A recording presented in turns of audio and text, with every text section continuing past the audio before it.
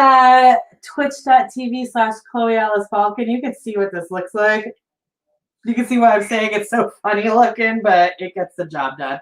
And we are live. I don't know. Things are like funny with the timing about when you when it actually goes live. So we're definitely live now. It's up for debate whether we were live before. I am going to do this weird craning thing. I am Chloe Alice Falcon, also known as Alicia, as Jess will probably call me because it's hard to remember that in the middle of chit chat. And this is my Crafternoon. I am going to be doing the 4th day of my One Block Wonder quilt, where I've already got all of the strips sewn together and pressed. I'm going to clean them up so that I can attach them better and then attach them. Jess, what are you doing today? I'm gonna work on that same thing. Awesome. Look how far I got. Can you see it? Probably if I switch windows. Oh yeah. You're making real. Now that is without your overlay on it, right? Yes.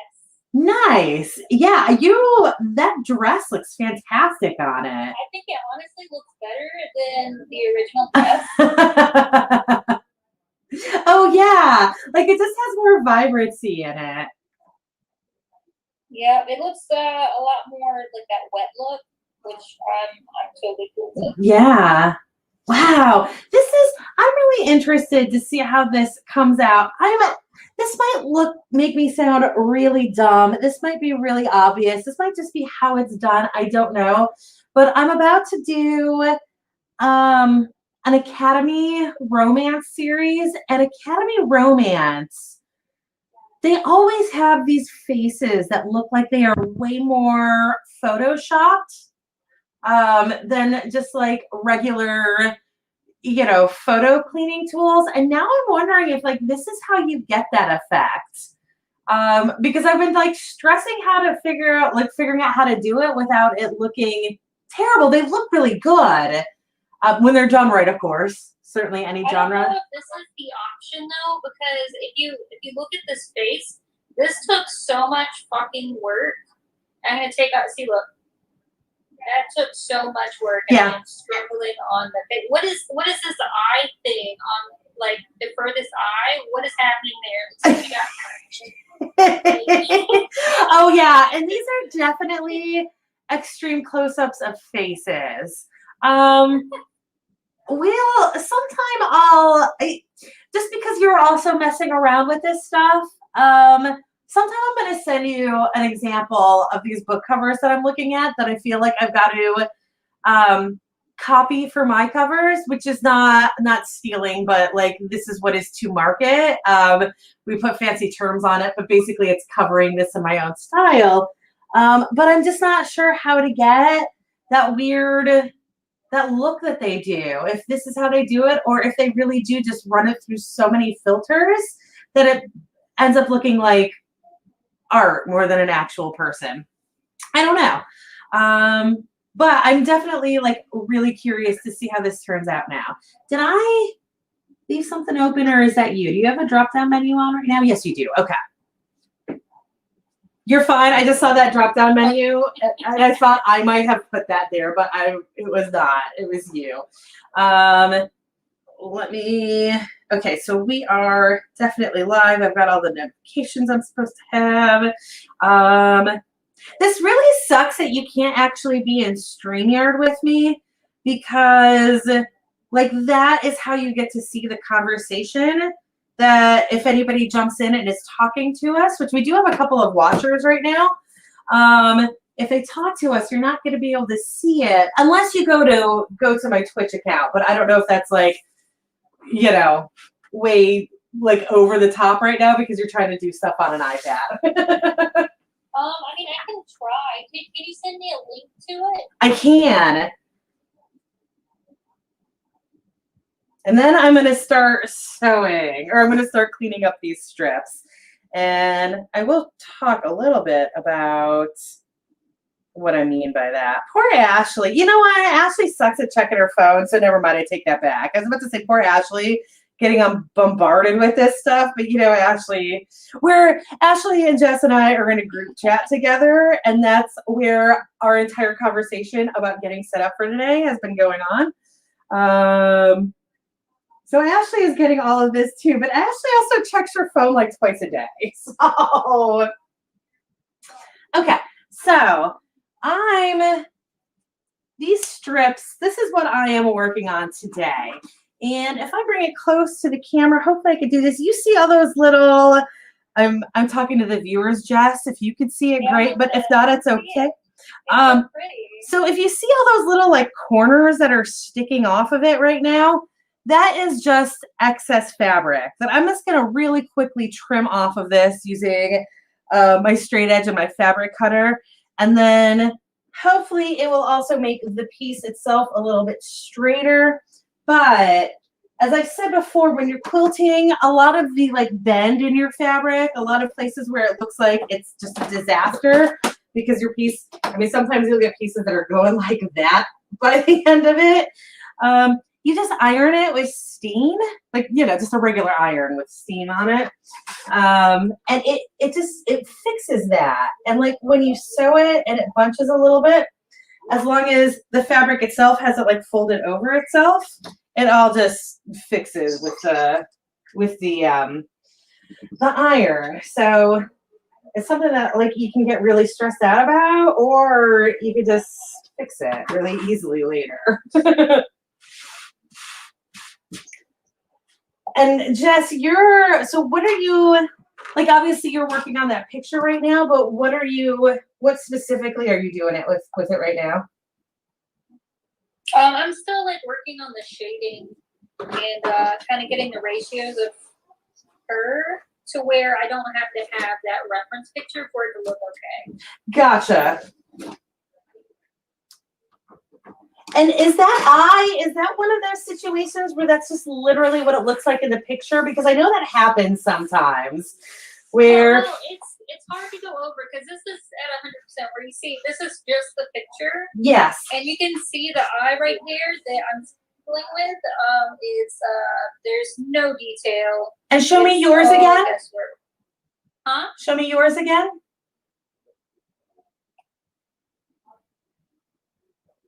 Okay. You know, like you definitely have like work to do on it, but yes, this is exactly that issue where sometimes what is literally in a photograph, when you try to translate it, it looks like it's wrong. Yes, it looks like she has a fat black eye. All right. Oh, you know what? I just realized I can make this work better on my screen. I can now see exactly what you're doing without having to like lean all into that computer. I just realized I can pull up the window that I'm looking at. I still have all this stuff on the top. Can I get rid of some of that stuff on the top? I'm sure I can. Let me.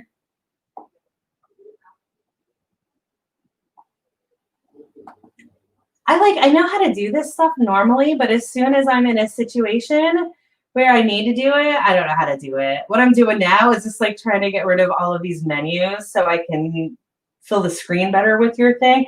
Ignore what I'm doing, everybody, right now. You are currently off screen, but I will be back to it. Okay. Good grief. I don't even know where this stuff is anymore. I'm probably in like some appearance. Is that what I want? I'm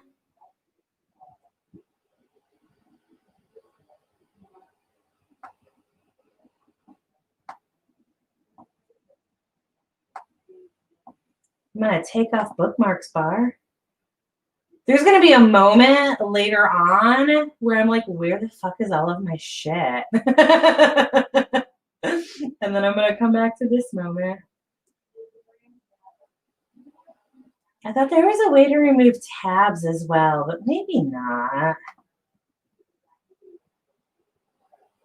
Okay, well that gives you a little bit more space on my screen at least. Not as much as I'd like to give you, but a little bit more.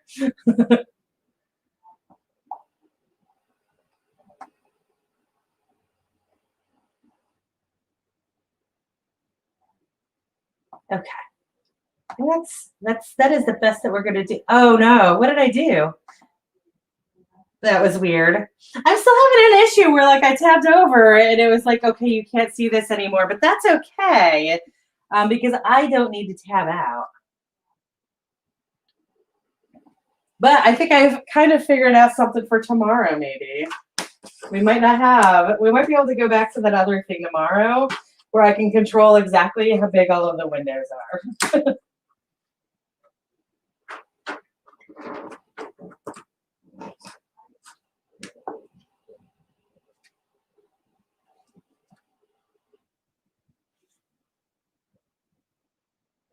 I'm gonna do two things right now. So I just realized like I've got some of these pieces that really are contorted that I didn't think to fix. So I'm gonna be doing a little bit of ironing right now as well.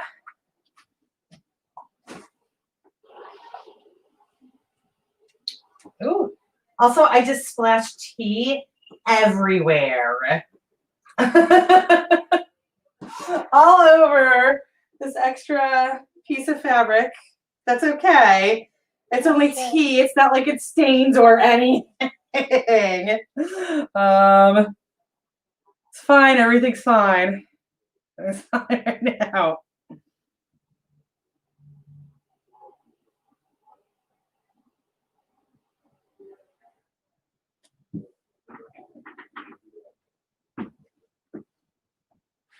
All right, I'll be right back because I need to grab a towel. Shit.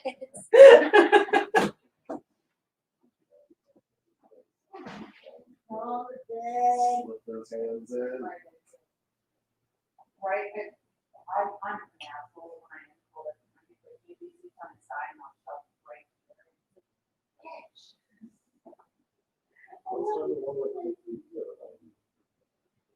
Yeah, I was like, I will help you with the feet, but then you have to go high over here. Thankfully, I had no actual project there. just scrap fabric, but we're okay. We got this. Everything's fine.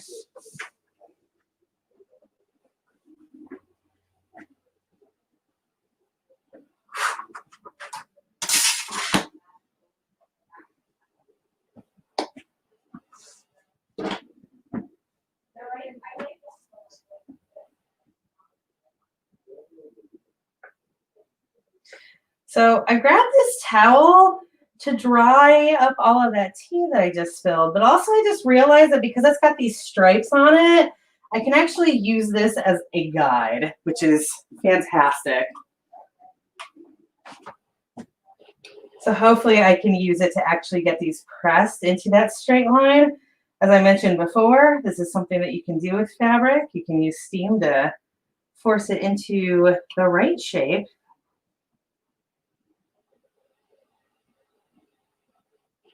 With hopefully little to no rippling. Jess, you do not sew, is that correct? I do not. I thought about it. I would love to, but I already take up too many crafts as it is. It's sewing can be expensive. It can be cheap, but it can be expensive. So just figure out if I even want to do it. That costs too much. Yeah. It's definitely like I've been really lucky. The majority of my expensive sewing products I have gotten for free in some way or another. This sewing machine actually is pretty much the best deal imaginable on a sewing machine. I got it for, I don't know, right around $150, and it is an incredibly good machine for that price. But like this mat alone can be like $70, and I don't even know how I got it now. I know I didn't buy it. I don't know if I was given it with a whole bunch of supplies or what. This ruler, I believe, was $25. I did pay for this, but it was worth it. But quilting is, I consider at least quilting to be a good way to start with sewing, because fashion can be extremely difficult. Just like sizing alone, making fabric shape a human body is pretty difficult, but quilting is only as difficult as you make it. I made a dress once, and it was hell. Yeah. Yeah, and like the more, I feel like the more I learn to do fashion, the more difficult it becomes. Like, you know, there are those things that always go just slightly wrong when you're doing it, when you don't know what you're doing, that like once you find out why they're going slightly wrong, you're like, oh, literally I can never use this fabric again for this, but like somehow I have to get another fabric that looks like this, and then disaster. And also suddenly you're spending, you know, $50 a yard for fabric when what you wanted to be paying was $7 a yard. Which, in all fairness, is also quilting to a point. But that's part of why I don't usually make actual blankets.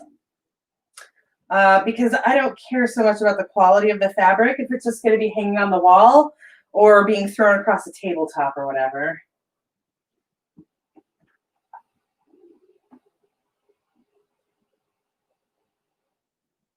Oh.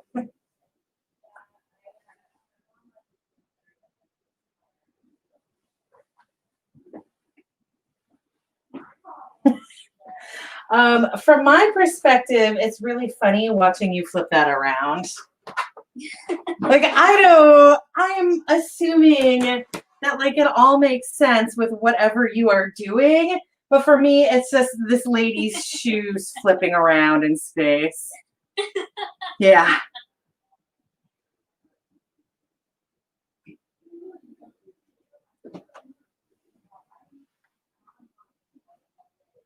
Jess, geographically, where are you living now? I'm in Kennesaw. You're in Kennesaw? Okay. Where in Kennesaw? Obviously, like you don't need to give me an address or anything, but what? George Busby. Oh, okay.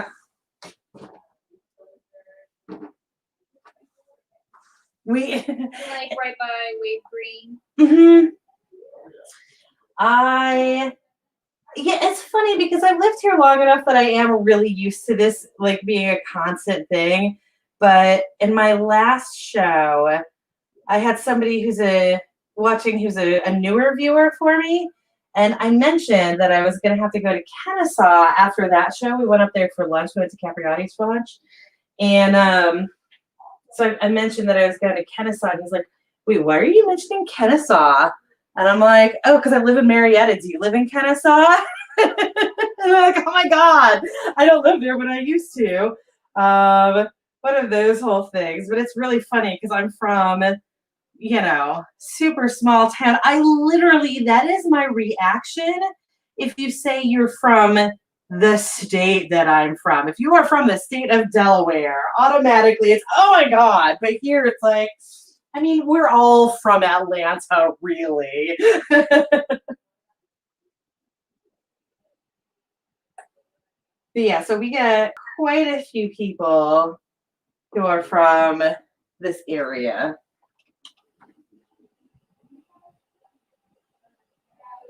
Last year, I met somebody through one of my virtual writing groups who literally lives a mile from me.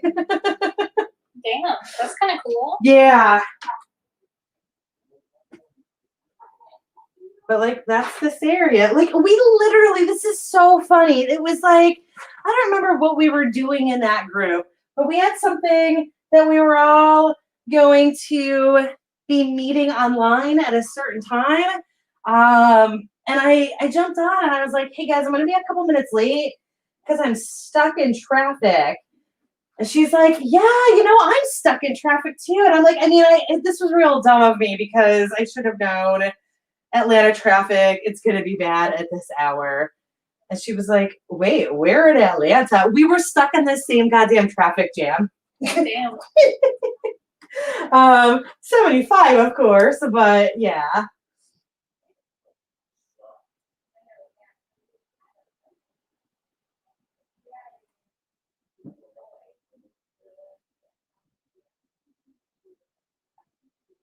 So you are only baking now, right? You're not decorating at all? Well, there was like 1 week that I did decorate, which I thought was weird because it was like the first time in 2 years or something. Oh. But that's only because Kathy was getting frustrated with Stephanie and saying that she was getting slow at baking now because she never bakes. Oh. Oh. So then y'all both were slow all week. Pretty much, Yeah. but honestly, it felt so laid back to decorate because I was only doing production. Yeah. And like that was just my job. She gave me like 2 things of production that she specifically wanted done. Everything else was just like real chill. So really, I think I was honestly way too chill for the situation. Everybody's like freaking out, and I'm just like, oh, mom. And also, I will say, like, no matter how much you dislike a job, when you leave it for another job, like, what you did. Jess, for anybody watching, Jess was a cake decorator at Publix for a long time, and she switched over to baking. But yeah, so like, no matter how much I find that I dislike something while I'm doing it, if I then don't do it for a while and I have to do it again for one day, I'm like, oh, you know what? This isn't so bad. And of course, if I went back to it, I would hate it. But that one day, this is fine. Change of pace. No, I don't mind it. I just don't like jumping back and forth frequently. Yeah. Because the day I got back to baking after decorating for a week, I burned like 28 pecan rings. Oh no. Were they on sale? What the hell? Yeah. Oh, what a terrible time. On the floor. Oh. Yeah, it was shitty. Yeah. And they just barely burned too. If I would have noticed like maybe 30 seconds earlier. Yeah. So they were burned, but not so burned that you couldn't get away with selling them. Oh no. We sold one. Oh. Because the pecans are so sensitive, they That's burn true. so easily. The ring itself was fine, but the pecans burn. Yes, no, you're absolutely right. I forgot about that. I forgot that the pecans are on there. I made a pecan pie cheesecake for Christmas. I had to do it twice. I threw the first one out because things went so bad the first time. With like stuff that I didn't realize. Like, I knew I was going to have a problem with the pecan pie filling that I used in it as I made it. Oh no, I made it and everything seemed fine. And then after I like dumped it onto the cheesecake and was washing the bowl, I tasted it and it was disgusting. So I was like, oh, well, this is trash. And thank God that I made it 3 days in advance. I can just make a whole other one. But then, so like we had already bought the supplies and we're pretty much, dead set on making it again. And we tasted that mess up one. And the funny thing was that the pecan pie filling actually like kind of worked for the cheesecake, but a bunch of other stuff had gone wrong in it. Can't agree that like on its own, that pecan pie filling was absolutely disgusting. And this was something that I picked up that was supposed to be a just actual, like it wasn't a filling, it was actual pecan pie. I picked it up because it was no bake. Like it was something that you made on the stovetop, and then that way I could pour it onto the cheesecake. But yeah, so I can't even, it just tasted like cornstarch. It just tasted just like cornstarch, which the thickener in it was cornstarch, and that's but like it ended up just being way too much of it, you know. But for some reason, actually eating it with the cheesecake was kind of okay. But I wanted it to be a chocolate crust and a coconut cheesecake, and neither of those flavors came out right. But anyways, the whole reason I even brought that up, you know how I tell stories. It's been a while, but you know how I tell stories. Yeah, the second time that we baked it, it was a better pecan pie, but we accidentally, it was one that we had to bake on top of the cheesecake. And when I poured it on, I accidentally broke through the top of the cheesecake. Okay. I now know that I should have like spooned it on. As soon as I did it, I was like, damn, I should have just used a spoon.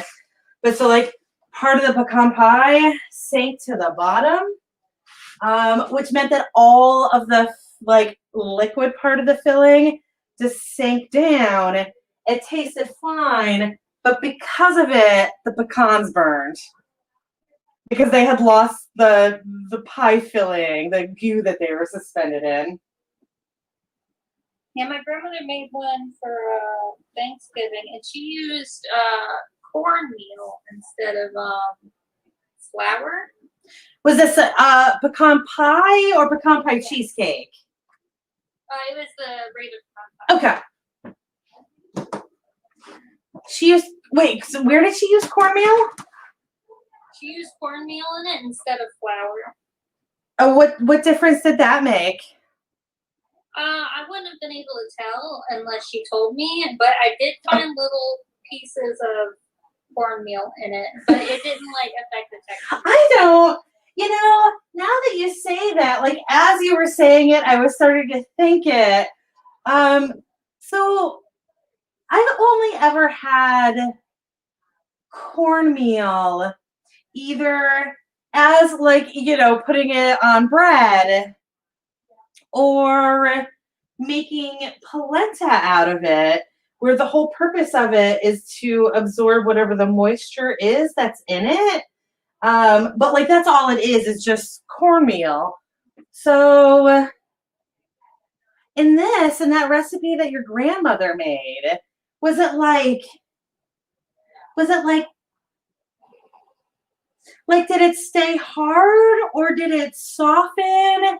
And if it softened, was it like chia where it was kind of like a weird little fuzzy suspension? Do you understand where I'm going with this? Because I feel like I'm not saying it in a logical way. Yeah, not quite. But you want to know the texture of the pie itself? Yeah, like did the cornmeal, did it stand out noticeably? Not in the least, really. Okay. The texture was slightly different than I would expect, but not to an extent that I would think anything was different about it, other than just a different individual made this pie. Got it. I just, for some reason, my brain immediately went to like when you have something that has chia seeds in it and you end up with these random little fluffy goo bits, you know what I'm talking about with chia? Yeah. Yeah, like that was immediately what I thought when you were talking about cornmeal.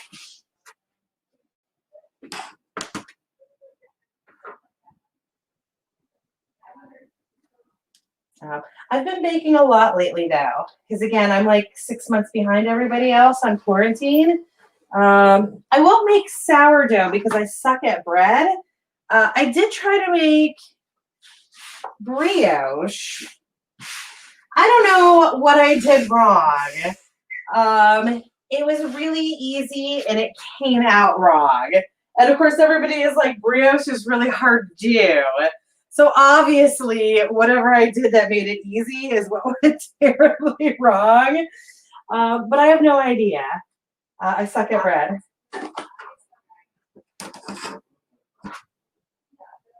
So I've been baking a bunch of other things. I made like 6 types of cookies. I just kept making more cookies for Christmas. And of course, we didn't do anything for Christmas because nobody's doing anything for Christmas.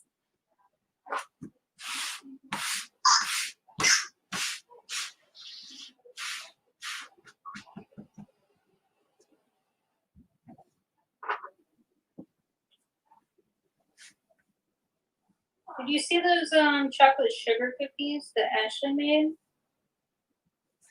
I got some cookies from Ashley, and the funny thing is she didn't tell me what they were. I don't think they were chocolate sugar cookies though. These seemed like a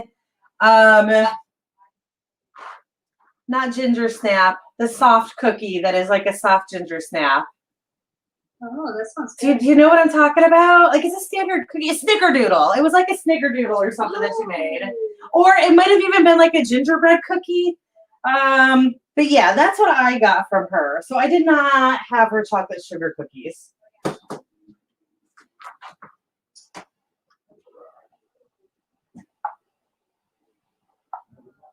I did see her vanilla wafers though. I saw the videos of the vanilla wafers. Yeah, it seemed like she made a lot of those. Yeah, she was, I mean, I guess she was just, I would also, two things on that. I'm assuming that they probably just, a recipe makes a crap ton of those.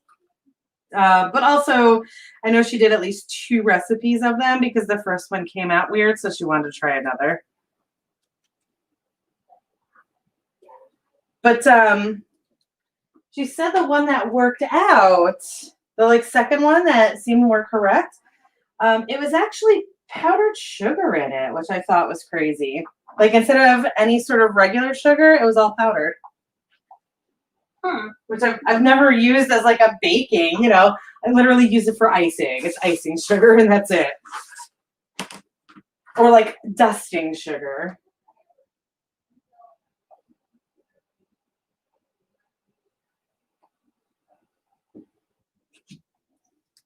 Also, I never in my life ever considered that a vanilla wafer was something you could just make. Yeah, it wasn't something I ever thought of. No. I don't remember what her reason was for it, but she just got like a wild hair. Yeah. Make some vanilla wafers. It's like a Twinkie, you know? Like you would never think to make a Twinkie. They just exist in a pre-made form, and that is it.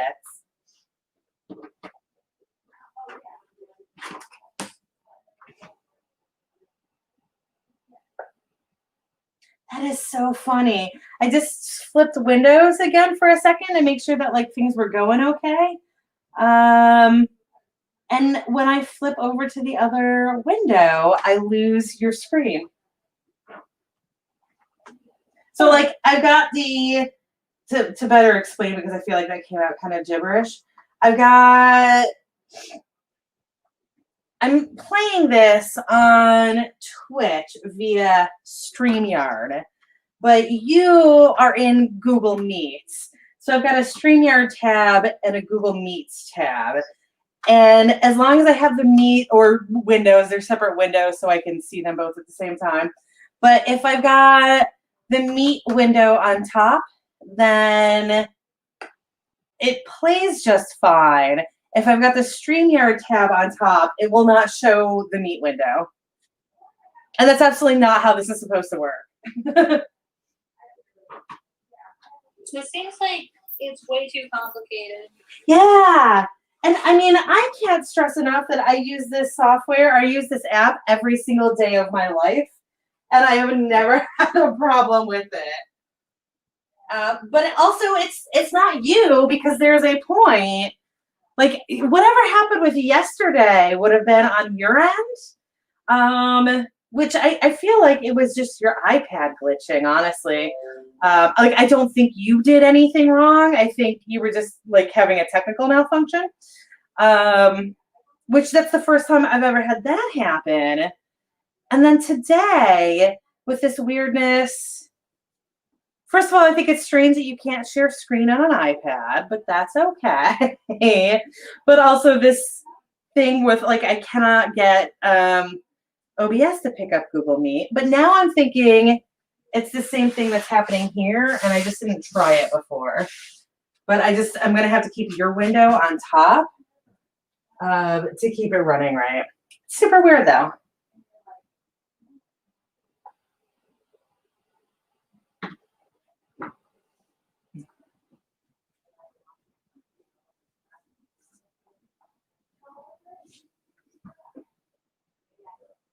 Also, I spent like a half hour today ironing these. And I regret that so much because I didn't iron them correctly. So I have to iron them all over again.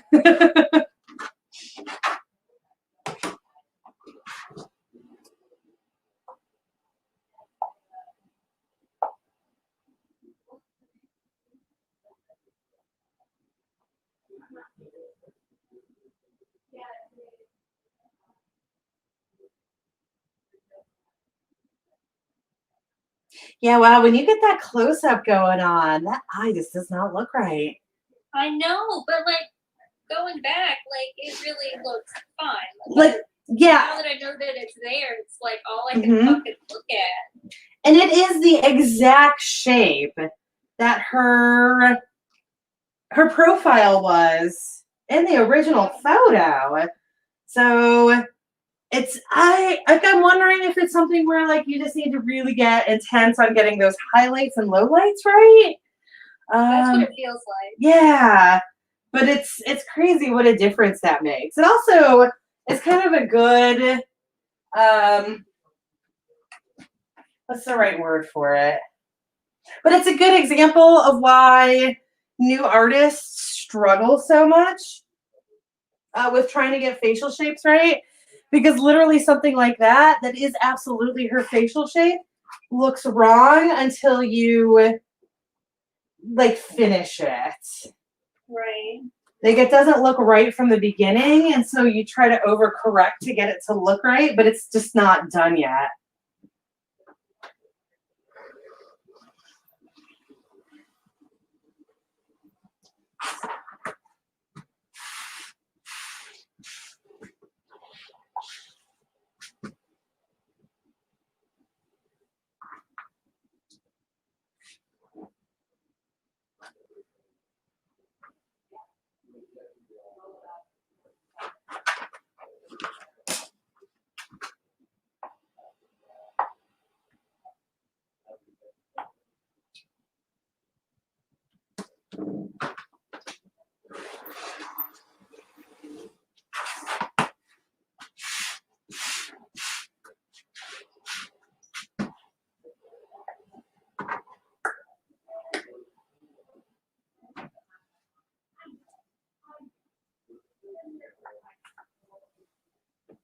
So I mentioned before that the reason that I usually stick with things like tapestries is because I can get the crappier fabric because it doesn't matter. It's not like anybody's going to be touching it regularly or anything.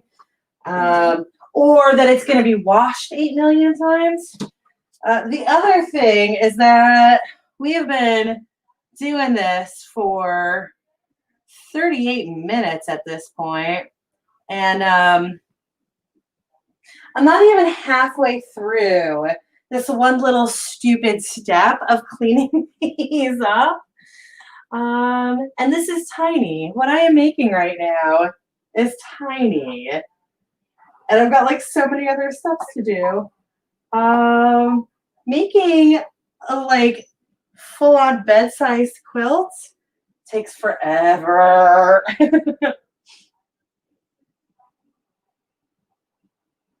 Do you know if Ashley ever finished hers? I remember seeing the stuff for it, but I never heard of it yet. Oh, so the funny thing is that I never saw the end product for it, but I think she took my suggestion and downsized it into a table runner. So I would hope that she had gotten it done. That's basically the size that I'm making. But yeah, she had enough of it together that it'd be crazy if she didn't get it done. But I did never see a finished product. I'm gonna have to ask her about it. Yes, I'm curious now too.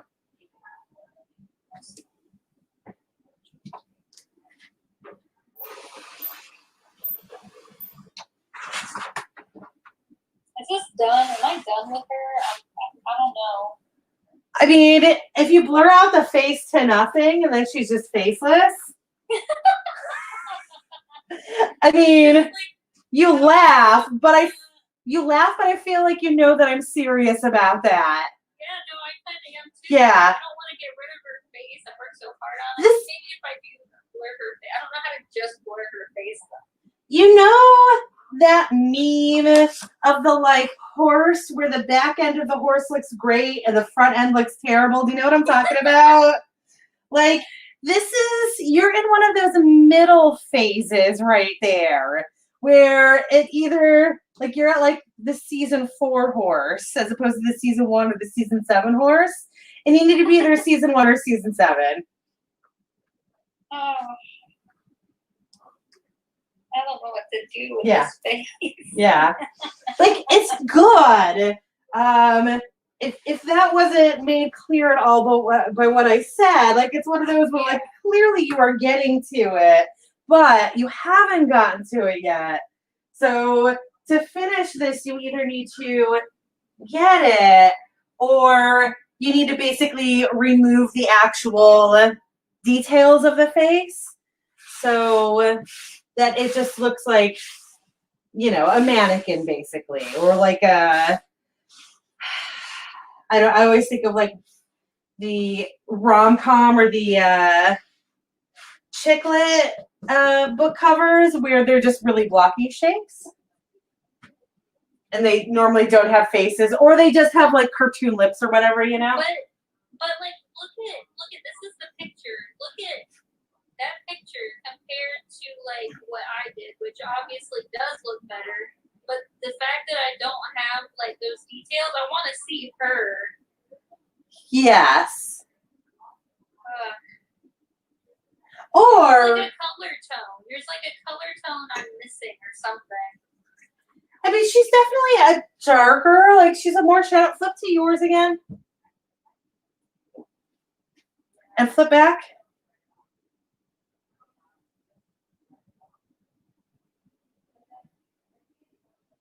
One more time. Okay, so part of it right now, it's kind of hard to see because the background is white and she is on a dark background. So it's kind of hard to see the highlights on it. But I think, go back one more time. I'm sorry.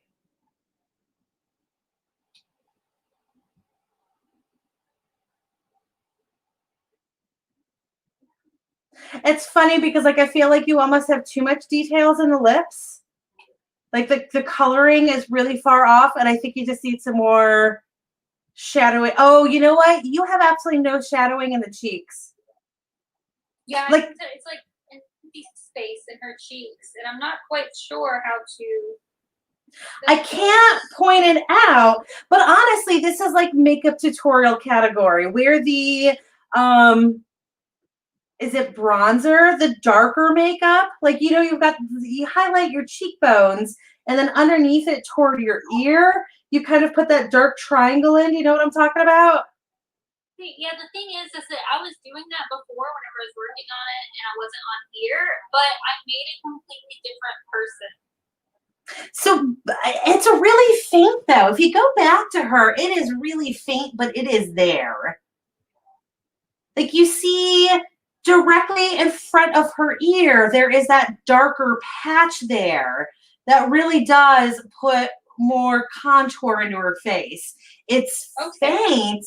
It's a real faint, but it is there.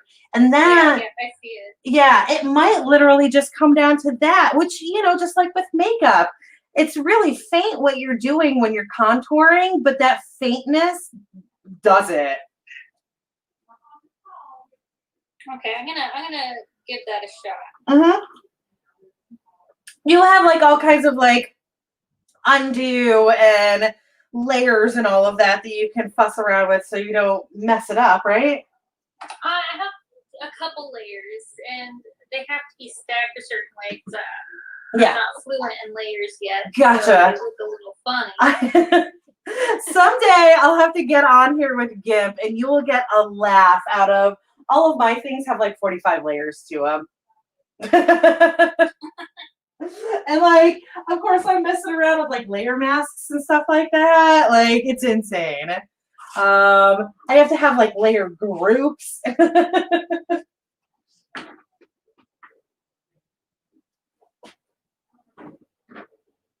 And of course, I'm already like standing here thinking, well, I mean, you could just like keep the face there if you use the right layer mask and just keep her actual face there. I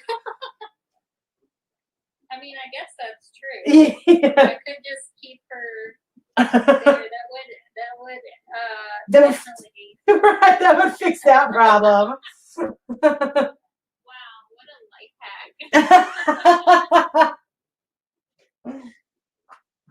I do like to make things too hard for myself, though. Yeah. Oh God. Yeah, well, Yeah. I mean, in this case, it's exactly what you're doing right now. That's not acceptable because this is you learning how to do this. But if this was something you were doing professionally, that's absolutely a fair thing to do. But you have to learn how to do it before you can cheat on it. Yeah, I agree. Oh, that didn't do anything. Okay.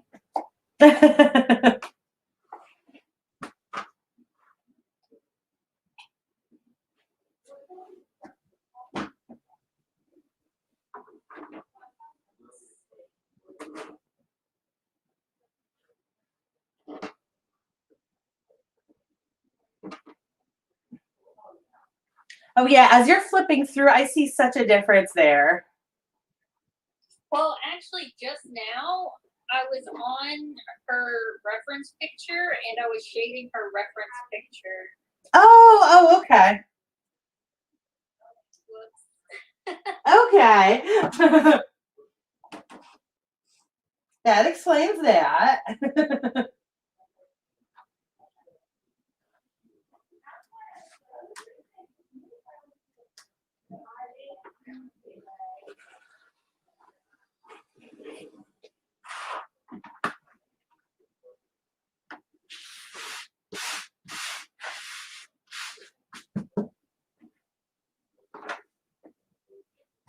Oof. Oh, not that. Yeah. Did you see it? Yeah. Oh. Are you doing that in its own separate layer? I was, but I think the problem is that I had the reference picture underneath it. So. Well, no, I was just gonna say, I wonder if you drop the opacity of that layer way down. I wonder if that's all you gotta do once you get that hard shadow in. I will say, I think you need to go with a more orangey or reddy tone than that real hard brown that you're going with there. I have a bunch of them up top here. Maybe this one. I cannot actually see your arrow, but I would say if we're looking at that, were we looking at those colors that were listed? Oh, yeah. I like the color that you just picked. Never mind. I see what you picked. Okay. Yeah. I can feel like that is the tone. Oh, yes. Okay. Yeah. Oh, man. By the way, I'm actually. Shape, but I'm excited about the color. By the way, I'm actually like really good at this shit, but you knew this already. I might not be great at like actually doing it, but you know that I have the eye for this sort of thing. Absolutely. So freaking much. You've seen me nail all the colors.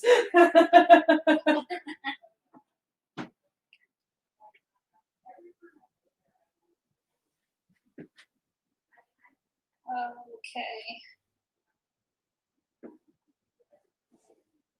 You've been there through my lectures of do not use orange if you are trying to make peach. You need to use yellow and pink. I know it doesn't make any sense, but you do. I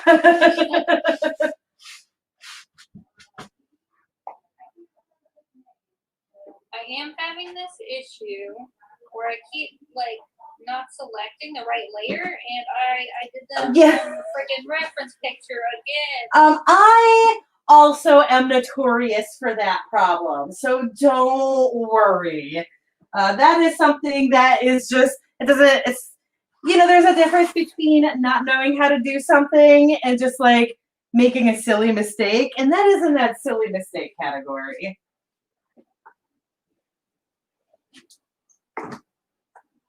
Now, can you add, like, can you give it, oh God, what is the right word that I want to use here? Not an ombre, but can you do it so that it is darker in the middle than on the side?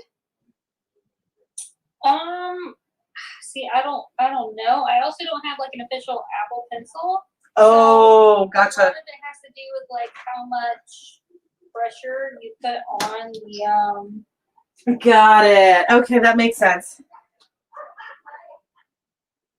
Oh, so I guess that's probably, I was asking yesterday that I wasn't really sure how Procreate was different from other things. I guess it is the program that is meant to go with Apple Pencil, to use Apple Pencil. Is that it then? Like it is the graphic design program that you're supposed to use? yeah. That is built specifically for Apple Pencil? Okay. And this works fine. The reviews were good because this was only $30 when the Apple Pencil was like 300. Yeah. And I figured because I already like spent money on this iPad, like completely reaching in a direction I had never even considered or wanted to consider.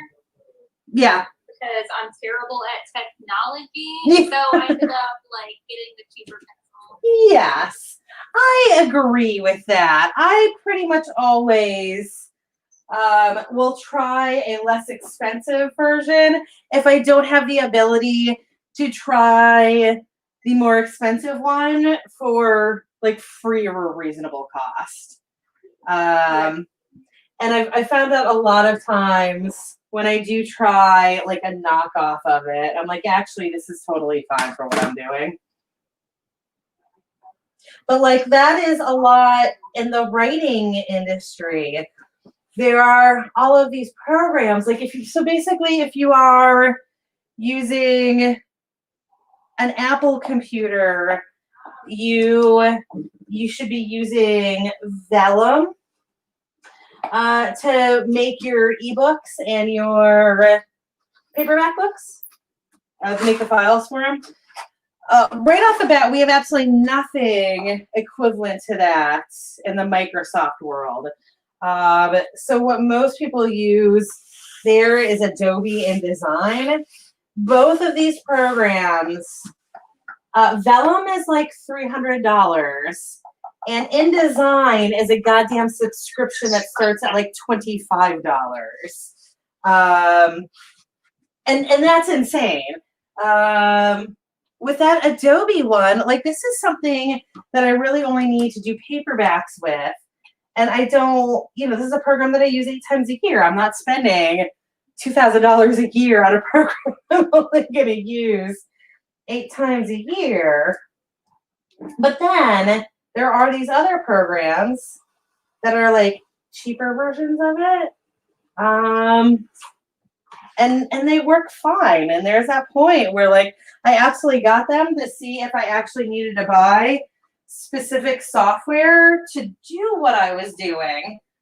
I was making my paperback books in Microsoft Word, which is a goddamn nightmare. But I already had Microsoft Word, so it was free. I mean, I paid for Microsoft Word, but I already had, so it was a nightmare, but it was free. And finally, this other program goes on sale. I think I paid like $30 for it, as opposed to a $20 a month subscription. And that other program works perfectly fine, and now I don't need to get InDesign.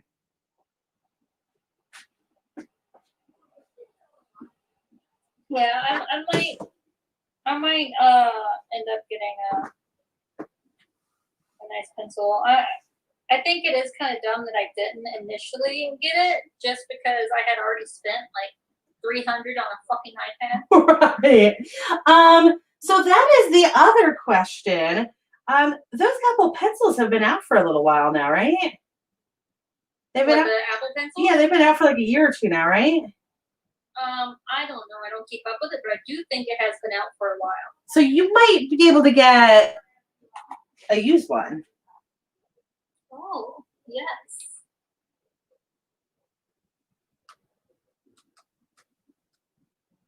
I don't know if it would still be under 100 though. Well, that I don't know, but hopefully it would be cheaper. I don't know. I just it's with all of this again. There's this issue with self-publishing that the program that really is the only one that is supposedly I've never used it before, but supposedly it is the one program in the world that you should be using to do this stuff is only on Apple. So like I've seen tons of people say, well, I literally just bought a used Apple computer. This is the only thing I do with it is you run this run program on it.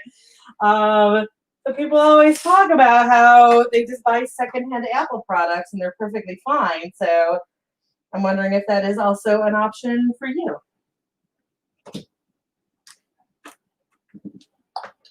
I'm not gonna buy a whole ass secondhand computer to run a single computer program, but for you with that Apple Pencil, it might be worth it.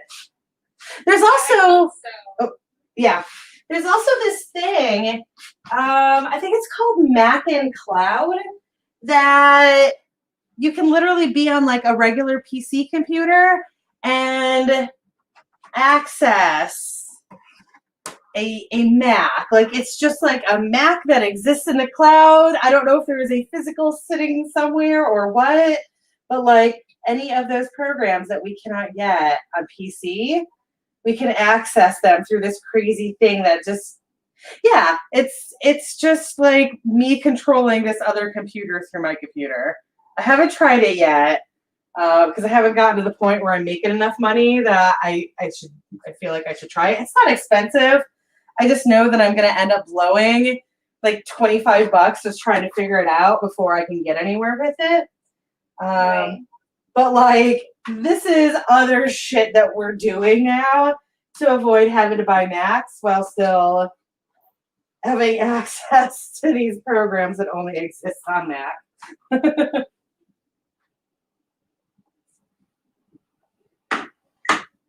It just had to be a fucking iPad. Yeah.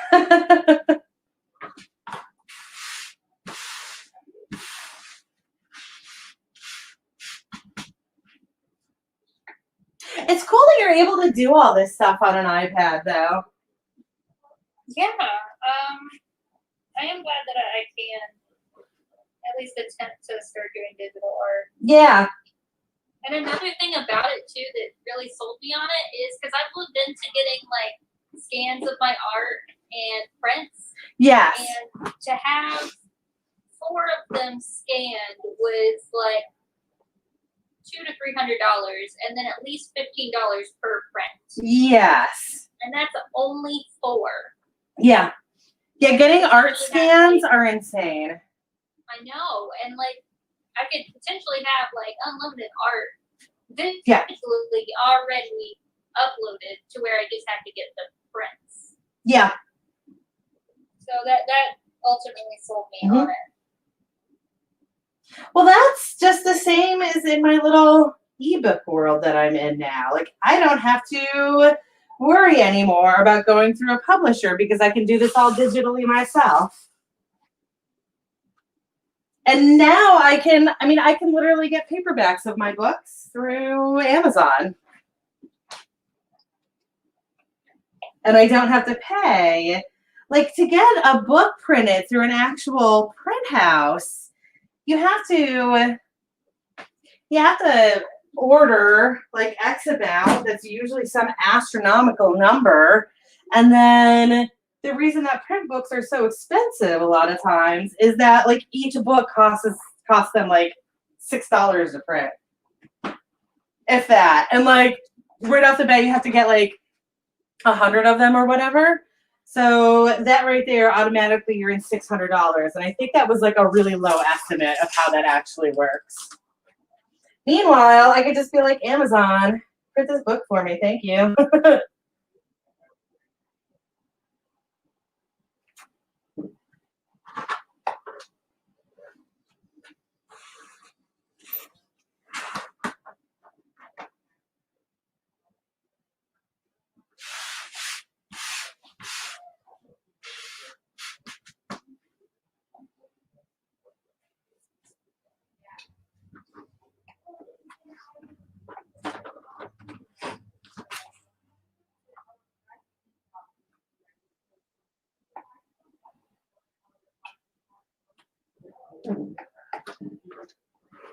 Nope.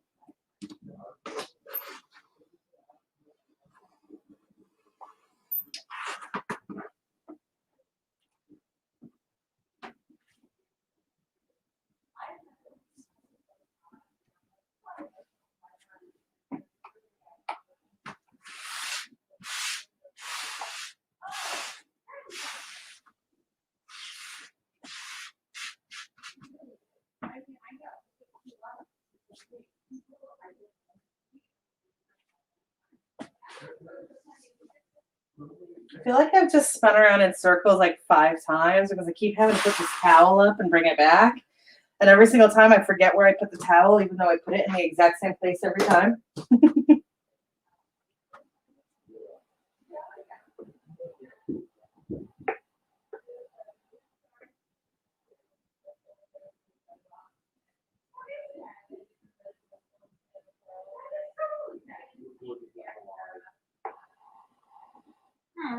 What's wrong? Trying to fill in this spot. What spot? Keeping in mind that I can't see where your pencil is right now. Oh, you know what? I kind of wonder. So I blocked off the part that I want to fill in. Okay. But I don't know what any of this means. And I pick up the color and I go to drop it. And nothing happens. And unfortunately, because of like how these playbacks work, I can't see a lot of the stuff that you're actually dealing with to know what's going wrong with it. I think I might. So you're trying to get something to work and it's not working. Are you sure that you're on the right layer? Because that is a thing that I've noticed that I mess up a lot on. I am. Okay. And that level is, or that layer is visible right now. Yes. Okay.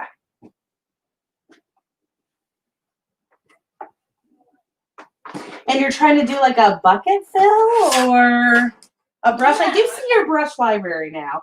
Oh, whoops. Stop doing that. I wasn't saying stop doing that to you. I was saying it to my computer that was trying to like bring up Cortana. Like, no. You don't even work. Stop that.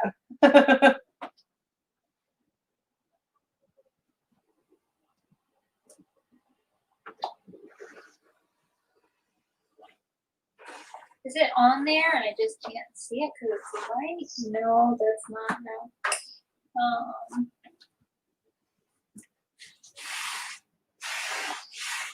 Have you tried to do it with another color or something? Yes. Oh, is that layer, are you trying to go like under her feet? Yes. Are you sure that that layer is the size of that image? What? Like, I can, okay, so if you look at, can you look at my stuff really quickly? Is that something that you are capable of doing? Yes. Okay. I have you on my phone. Okay, so sometimes, you can see this quarter. So sometimes you will have a graphic that is, say, is this big. It's 6 by 6. But actually some of the layers will be like this size. And you'll be missing all of this on them because the layer is not the size of the image. Does that make sense? Yes and no. So like, I feel like I'm halfway getting it. Here's another example. So the image could be the size of this whole thing, but sometimes a layer is only that big. And like all of this, if you try to work in any of the space here within this layer, nothing is going to show because the layer doesn't actually exist right here. So like you should, again, I'm going by something that is meant to be run on a computer as opposed to a tablet, but you might have, or you should have some sort of a menu that is for your layers, for how big your layer is, that you'll have some sort of an option to change the size of that layer, or to potentially layer to image size is how it is phrased on GIMP. That has nothing on there about the size for it though. So See, but I've done this before in like a tutorial, but oh, what happens? Like, can you drag and move layers? yes. Okay. So I know that this isn't actually what you want to do, but here is a way to test this. If you take that layer and move, oh, no. I mean, like, actually on the image. What? So, like, if you go back to me. Oh, like if I drag it away? Right, like, so if this is the image, if you're looking at my thing, and the grid cutter, or the grid mat is one layer, and the cutter is another layer, there should be a way for you to go like that. Yes, and I can move that, but the thing is that let me just try it this one. Nothing. But my issue also is that I can't even I'm not trying to like drop the color in. I can't even get like my brush to work right now. Oh, you don't have that layer locked on accident, do you? Is that an option? Can you lock layers here? It is locked. I might need to unlock the other layers, or lock the other. I know. No. You should, unless lock and. Okay. I was gonna say, unless lock and unlock are different things for you. Lock means you cannot edit it, and unlock means you can't edit it. I just did it dumb. That's all. No, that's okay. That's why we're both here.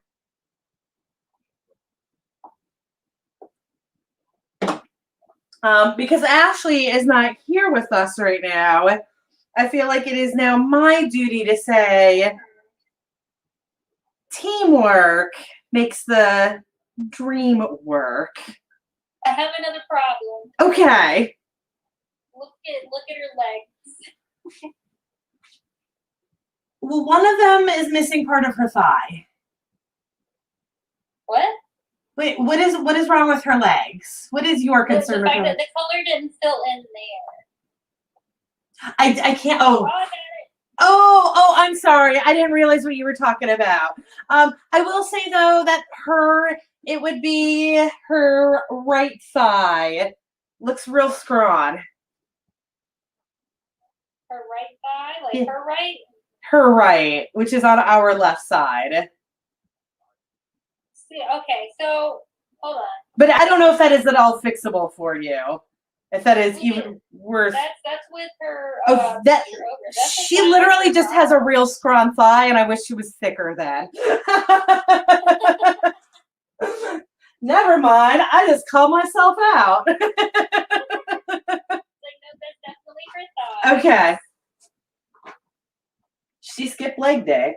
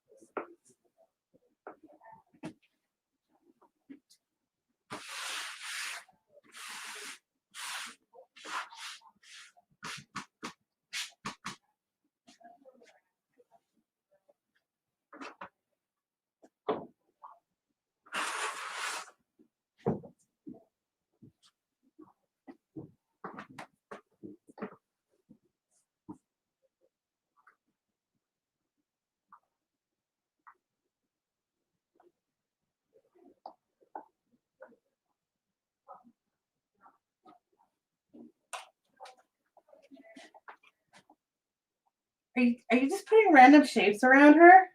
Okay, so I'm sorry, I looked up at the wrong moment. I'm really just fucking around with a bunch of these different brushes. That's fine. In my head, I was like, ooh, fire. It's supposed to be flames. No, I get it. Very yellow. Part of Ooh. GIMP, it's the same with Photoshop, which again, like I know you don't have that much of oh shit. Ignore that, oh shit, I just dropped a strip of fabric. I just gotta crawl under the table, excuse me. But anyways, like they're all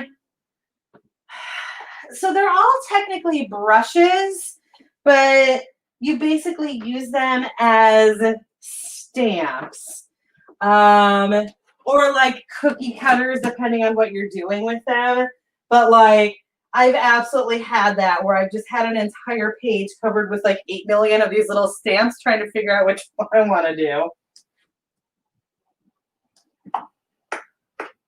And either you use them as like a single stamp, or depending on how your settings are and like how they're programmed, you can like drag them and they'll like do an array of the design,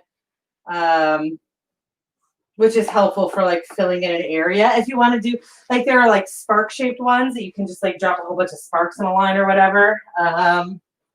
So yes, I understand exactly what you're doing. Oh, you've got stuff like that. Because what are those crazy brushes at the bottom? We even have these crystals. Let's do a. Yeah, I want to see how this crystal looks. I'm now intrigued. Oh, let's see. Let's make it bigger. Oh, that doesn't look like crystals at all. I call shenanigans on that. Also, I'm sorry. I don't. I mean, like a single one kind of does. I don't like it. Also, with that color, they're vaguely penis. Oh, okay. I actually did use that brush for her chain. I just made it really small. Oh, that's a clever idea. That's a really clever idea. So it kind of has that texture. Mm-hmm.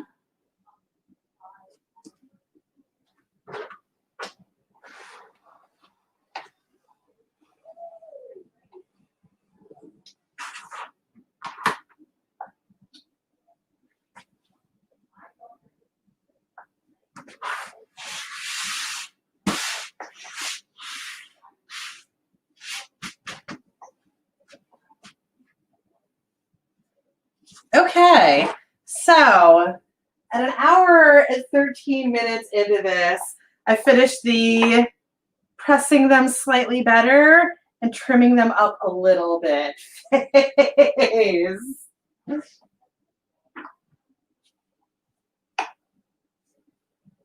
So I feel like I've gotten nothing accomplished, but I'm at least in a better position for where I need to be. Oh God, where did I put my, here they are. I might need these. But I'm finally back to sewing.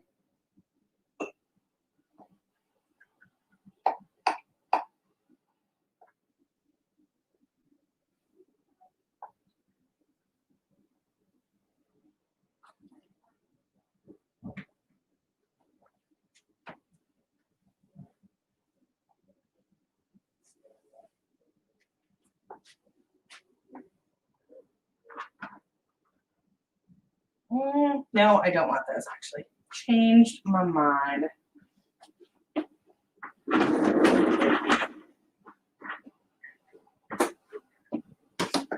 Oof.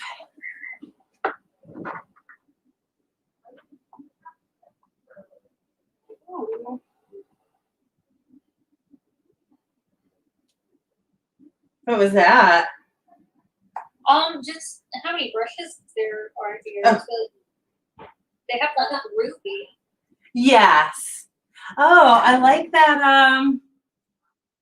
Fever. Sorry, I'm reading it on a tiny screen. I know how to read.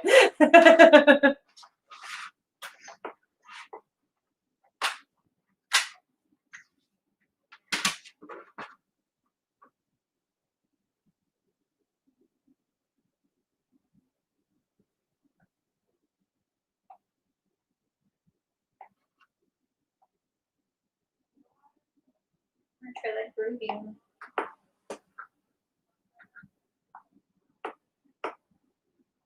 Oh. It's funny. I used to dick around with Photoshop programs back in the day, and I never really thought that much about brushes. And now that like I'm having to do it as part of my job because I'm doing my own book covers, yeah, now the brushes are everything to me.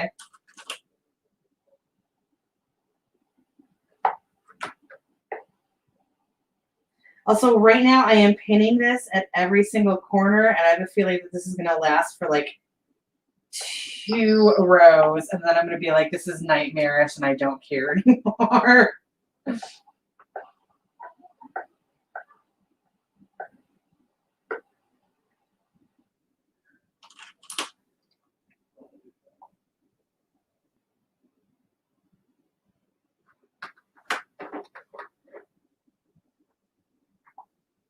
Anyways, anybody who happens to be watching this now or in the future, if you're currently still using pins, particularly on quilting, these little clamps are amazing. And they're so much better. You're not like twisting your fabric in any way, just smushing it down. And it can fit, like when you're doing binding, you can fit that entire dang binding in there. That's my product endorsement for today.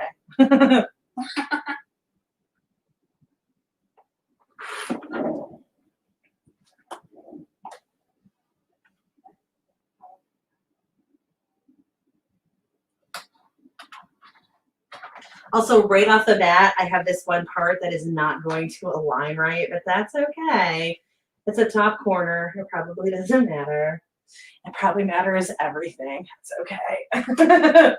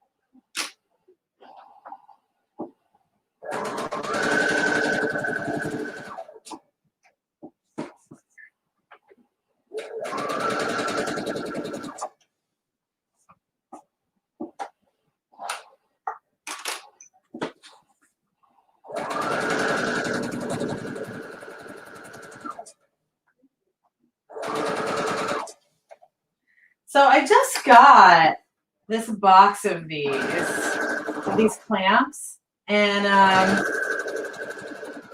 one of the big selling points with this is that actual box that they are in. It's wide, but it's also like there's 50 of them in here, which is more than I'll ever need.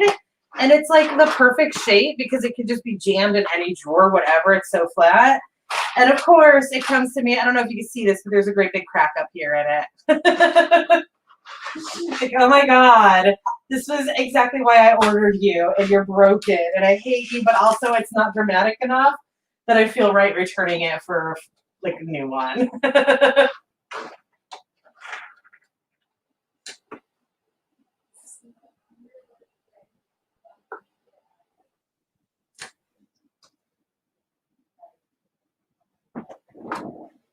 All right, that seam I'm actually pretty okay with. It's not perfect, but I'm happy with it. Yay.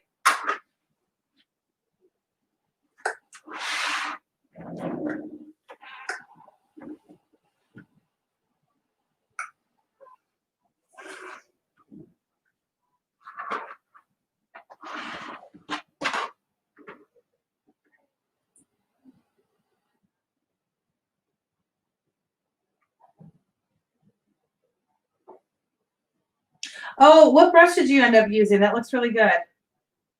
Grunge. Oh, that makes sense.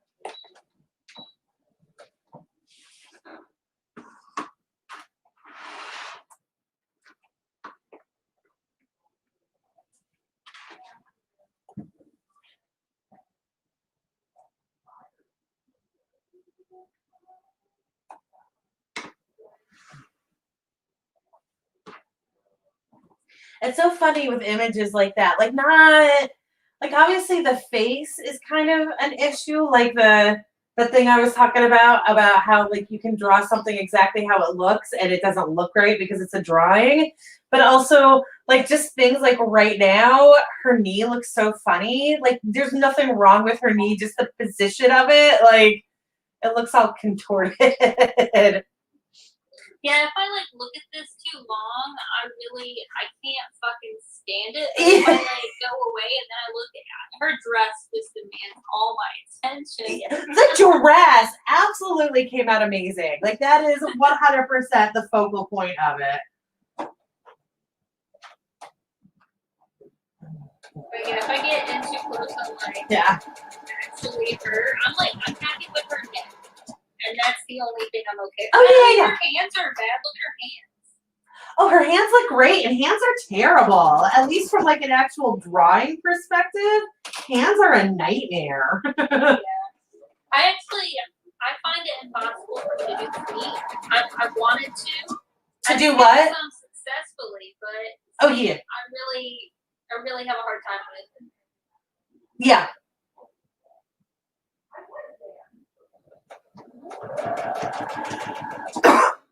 And it's not the toes, it's like the top of the feet or like the bottom, just like that open space. Yes. Don't know what to do with it. It's open space, but also it's got like so many contours in it for being like just a random open space. It doesn't look like there's anything there, but like there's so much underneath the skin, and just like the weird shaping of it makes it go wrong super easily. Right.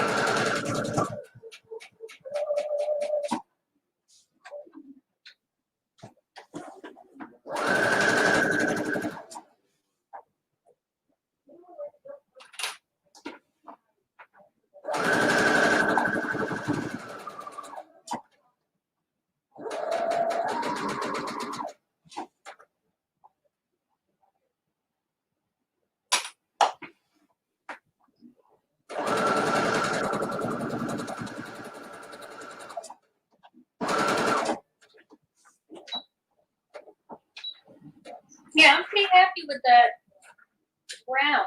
That's yeah, good. That came out fantastic.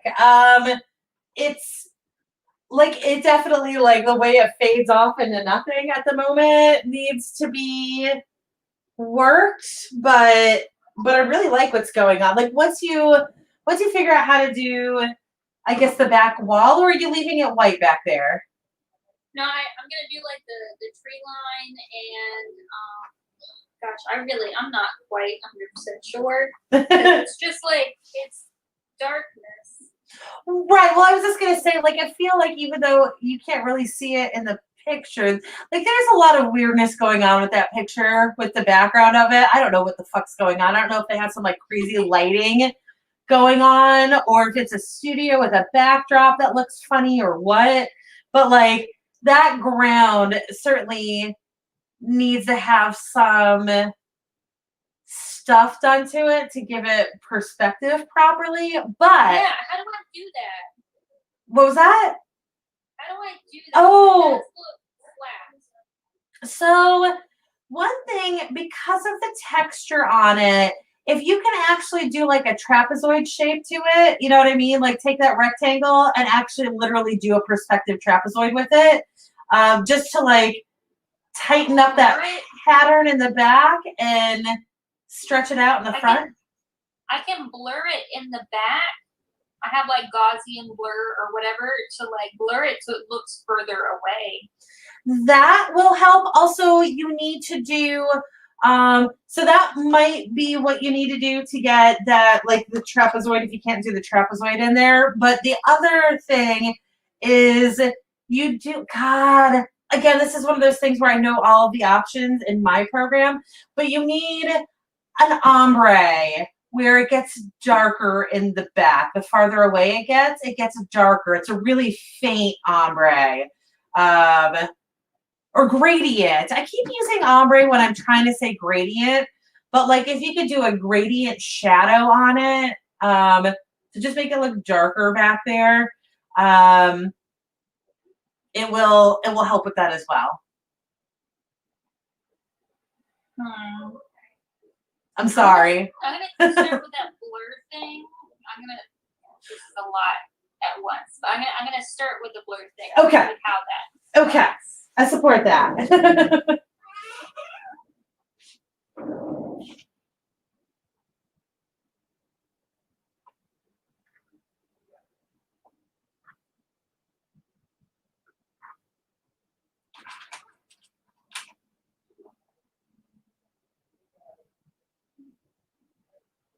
Oh, do you not have like a, oh, I wonder, do you know how the perspective blur works? Because that was an option that was on there. I have not used that. I have no clue how to. I'm wondering if that's for the reason that this is literally what we are trying to do as a perspective. I'm wondering if that is what you should be fiddling around with right now. I feel like there should be like, when you use it, there should be like, this is the focal point for it. And this is the direction it's moving in. Okay. I see. Okay, there's directional. I don't know what this arrow is supposed to mean. I mean, that's why you hit it and you see what happens.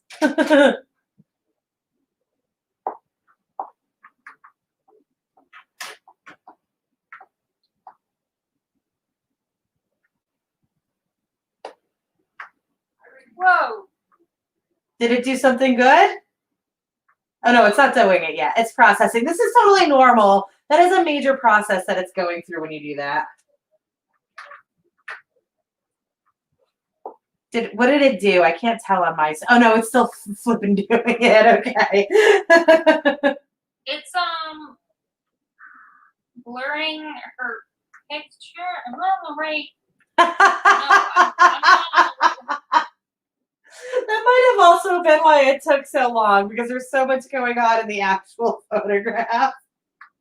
Okay, I'm gonna try this again. Yeah.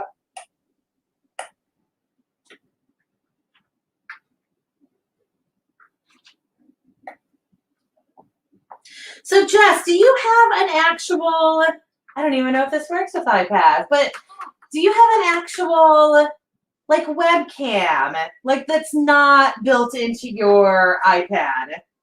Yes. So can you hook that into your iPad? Or do you have something that you can hook it into? I guess that's a real dumb question, but you know what I'm saying.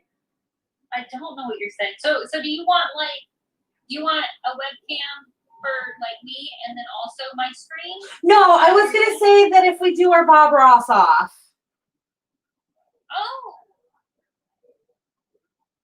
Okay. So how do you want that set up? I don't understand. Like, you want me to hook up a webcam to mine? So you would want, it really doesn't matter what it's hooked up to, and that's why I amended that question to like the stupidest effing question ever of literally, do you have a webcam? Okay, but can you use it? That was exactly what happened. I didn't mean for it to be that way, but like as soon as I said, well, like you don't even, as long as you've got another computer, you don't even need the iPad. I don't know. That was what I was saying, because the thing, like you're gonna need to be able to actually see your computer if for no other reason that like you need to, like you can't have your iPad just facing your canvas if you also need your iPad to watch the Bob Ross video.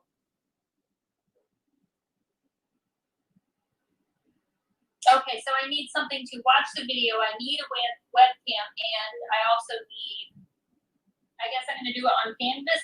I mean, that only makes sense. Oh, yeah. I mean, I guess technically, like, I literally don't care what you're using as your canvas. You know, I've got that Bob Ross wall, and I feel like at some point, if I do enough of these Bob Ross offs, then I'll go ahead and do an entire wall during one. But like, yeah, most likely a canvas. But yeah, so you'll need, so like my system right now, I think it's pretty obvious that like I've got my camera is up there, I'm pointing at it right now, but my monitor or my laptop is right there. It's what I'm literally looking at. And that's the kind of setup that we're gonna need, because that camera, so like where my sewing machine is where I would want my canvas to be so that you can actually see it. But I am facing my canvas, and therefore I also need some way to, like, I need a monitor to show the video.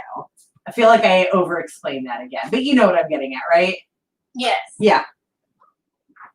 But yeah, also whatever, I'm probably going to be using craft acrylic again. So also like whatever medium you want, I don't care.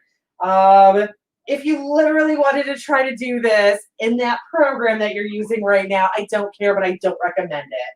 Yeah, no, I'm coming to terms with the fact that I probably shouldn't do that while I get there.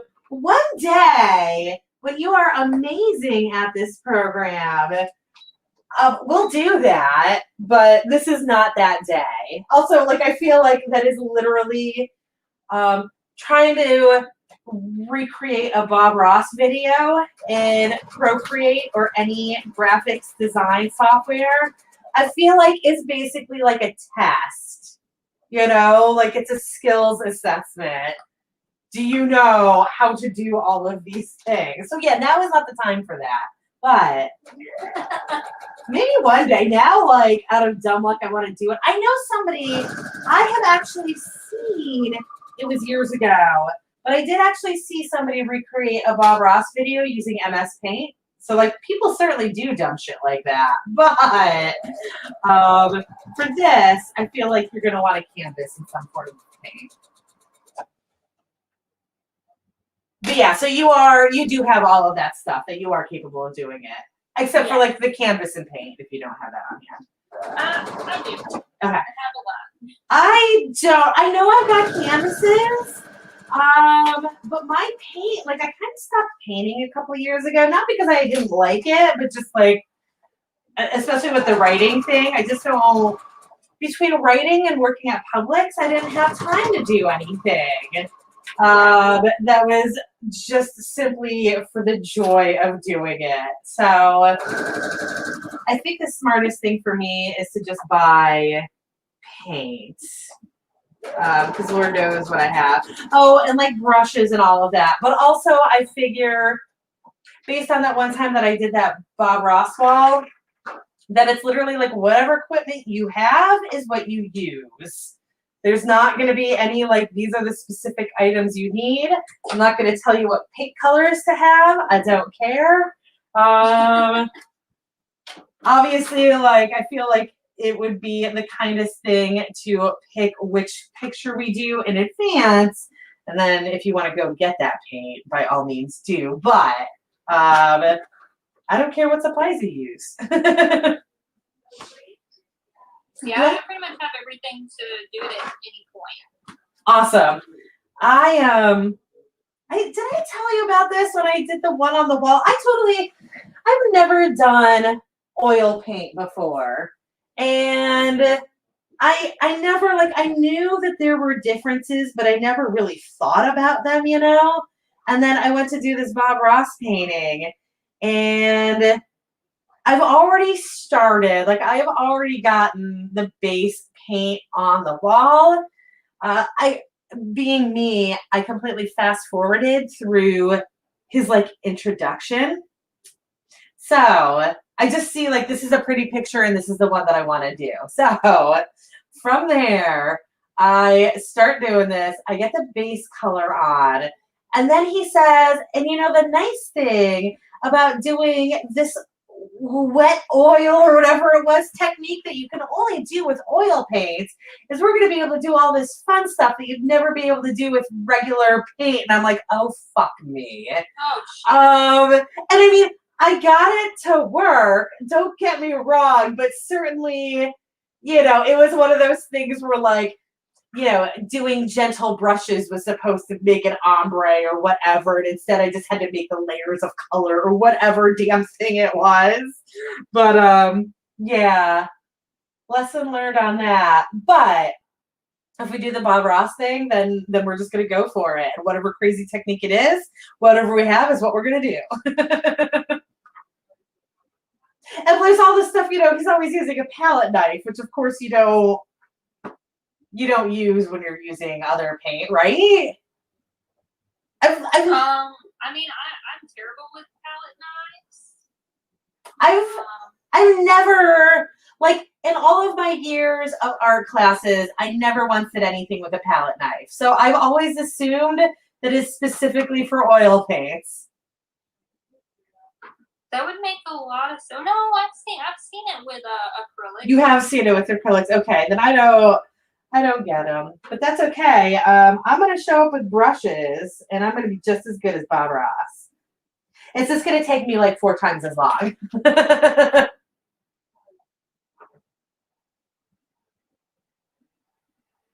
And yes, this is absolutely where we're each just going to have our own episode airing on our end that we're going to watch, and we're going to pause it however we need to, and we're going to go at different paces, and it's going to be great.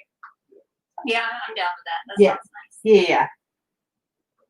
We're not going to race. It's going to be fine.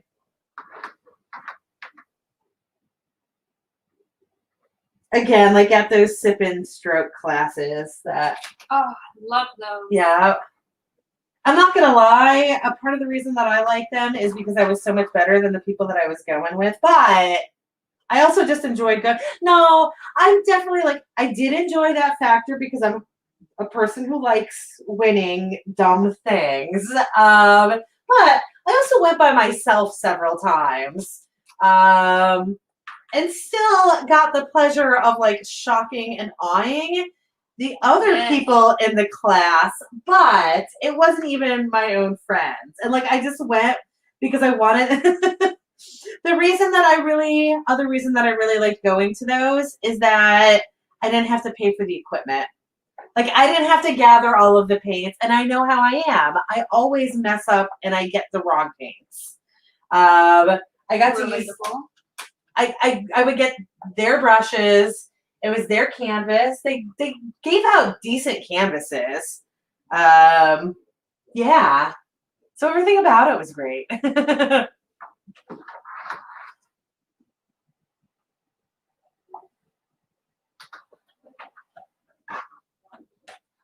I miss sipping paint classes. Yeah.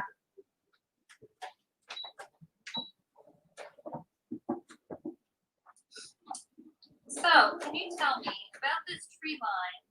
Yes.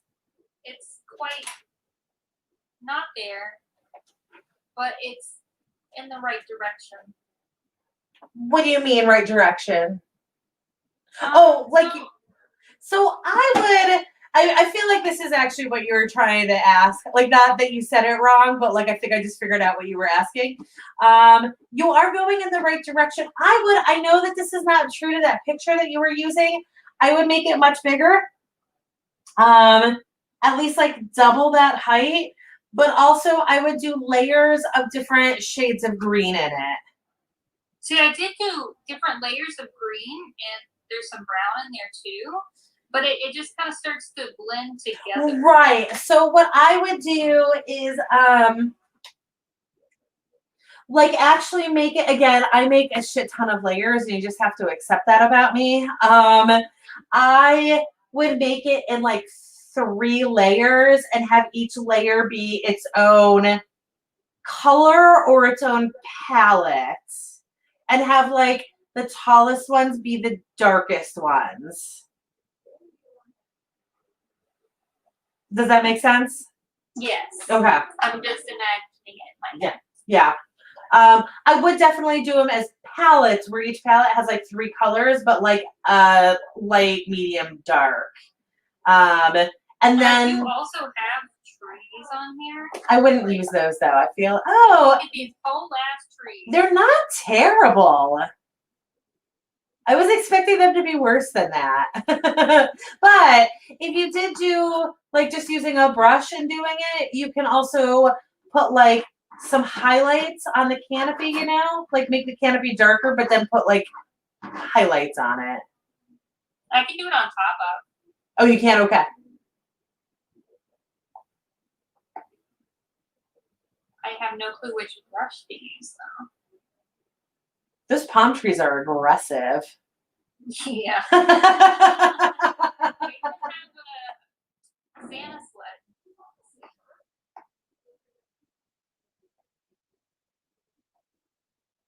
I kind of wonder if you, oh God, if you should just be doing like foliage. I love it. Oh my God, I love it.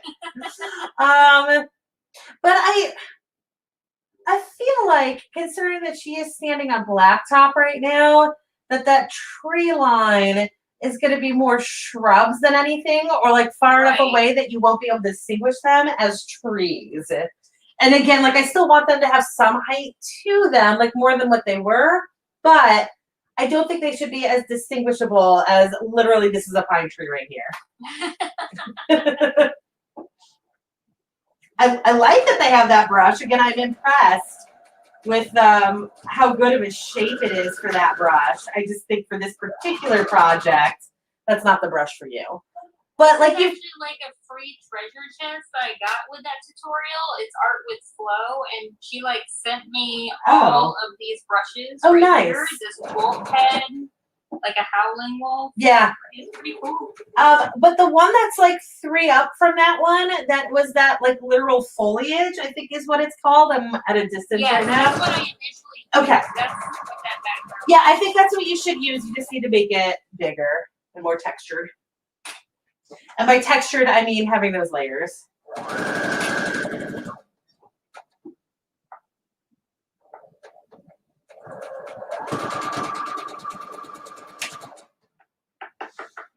And now I'm just goofing off. Make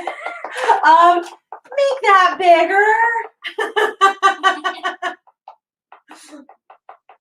There we go. Masterpiece. Done. Don, where do I get my monies?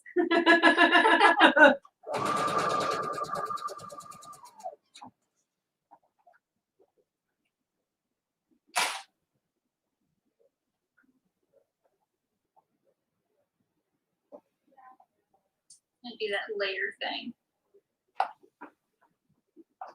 It might even be, oh, again, this is that weirdness of like, I'm not sure what your options are for it. I was going to say, for me, I would probably clone that first layer of trees that you have and make it bigger and just use like brightness and contrast to make it darker. Or levels, but I guess that might not be an option for you. It sounds like it is, but I don't know off the top of my head. So it's an option, but not for you.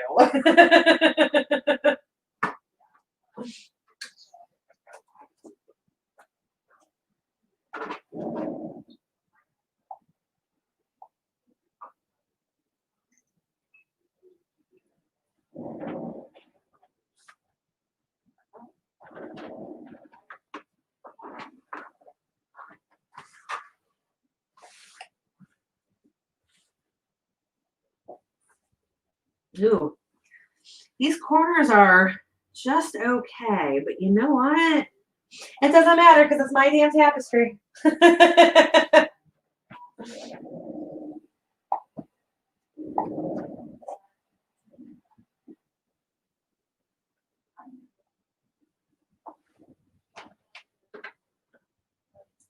Jess, did I tell you that like on my first day of working with this quilt, I wasn't even having a crazy moment. Like this would make sense if I was going completely crazy for some reason, but I wasn't. But I just started naming these cats on this fabric. Oh my god, yes. Like 4 of them are named, and like I realized that in retelling the story, it sounds like I'm a crazy cat lady, but like it was just like one of them is real chonky, so of course I named it Chonk. And then the other one's got this like lean to it. I just like made this comment about like, oh look how much sass that cat has, look how much swagger he has, and I like that thing is swagger. And there's one that looks too perfect. I love it. And you know those moments where like a cat looks up at a light bulb and they look like completely angelic? I've got one that looks like that, so her name is Hope.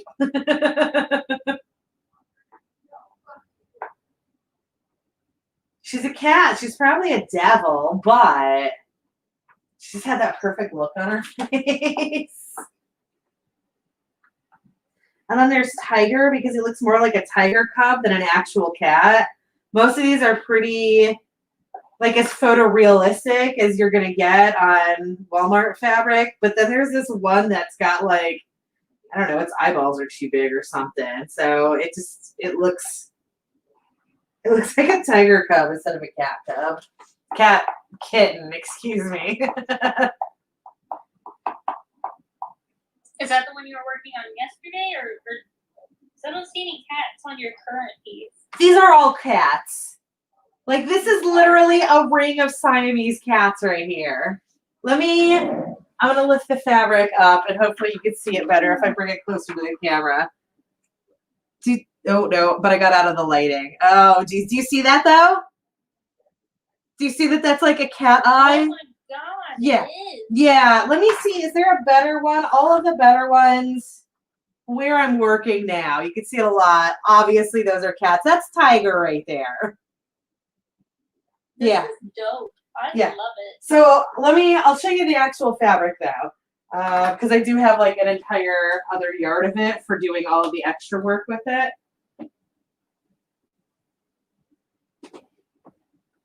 Oh, that's right, because you couldn't get on the camera yesterday. So this is the actual fabric. It's just an array of cats. Oh, okay, yeah. So I did see this initially when we were like transitioning me to the preview, but you made that look so dope. Right? It's crazy. And like right here is Chonk. You can see that like all of the other cats are like nice and narrow and lean. And then there's this just one marshmallow right here. And this guy with this lean to him, that's Swagger right there. And that's Hope because she's like looking up. Like, yeah.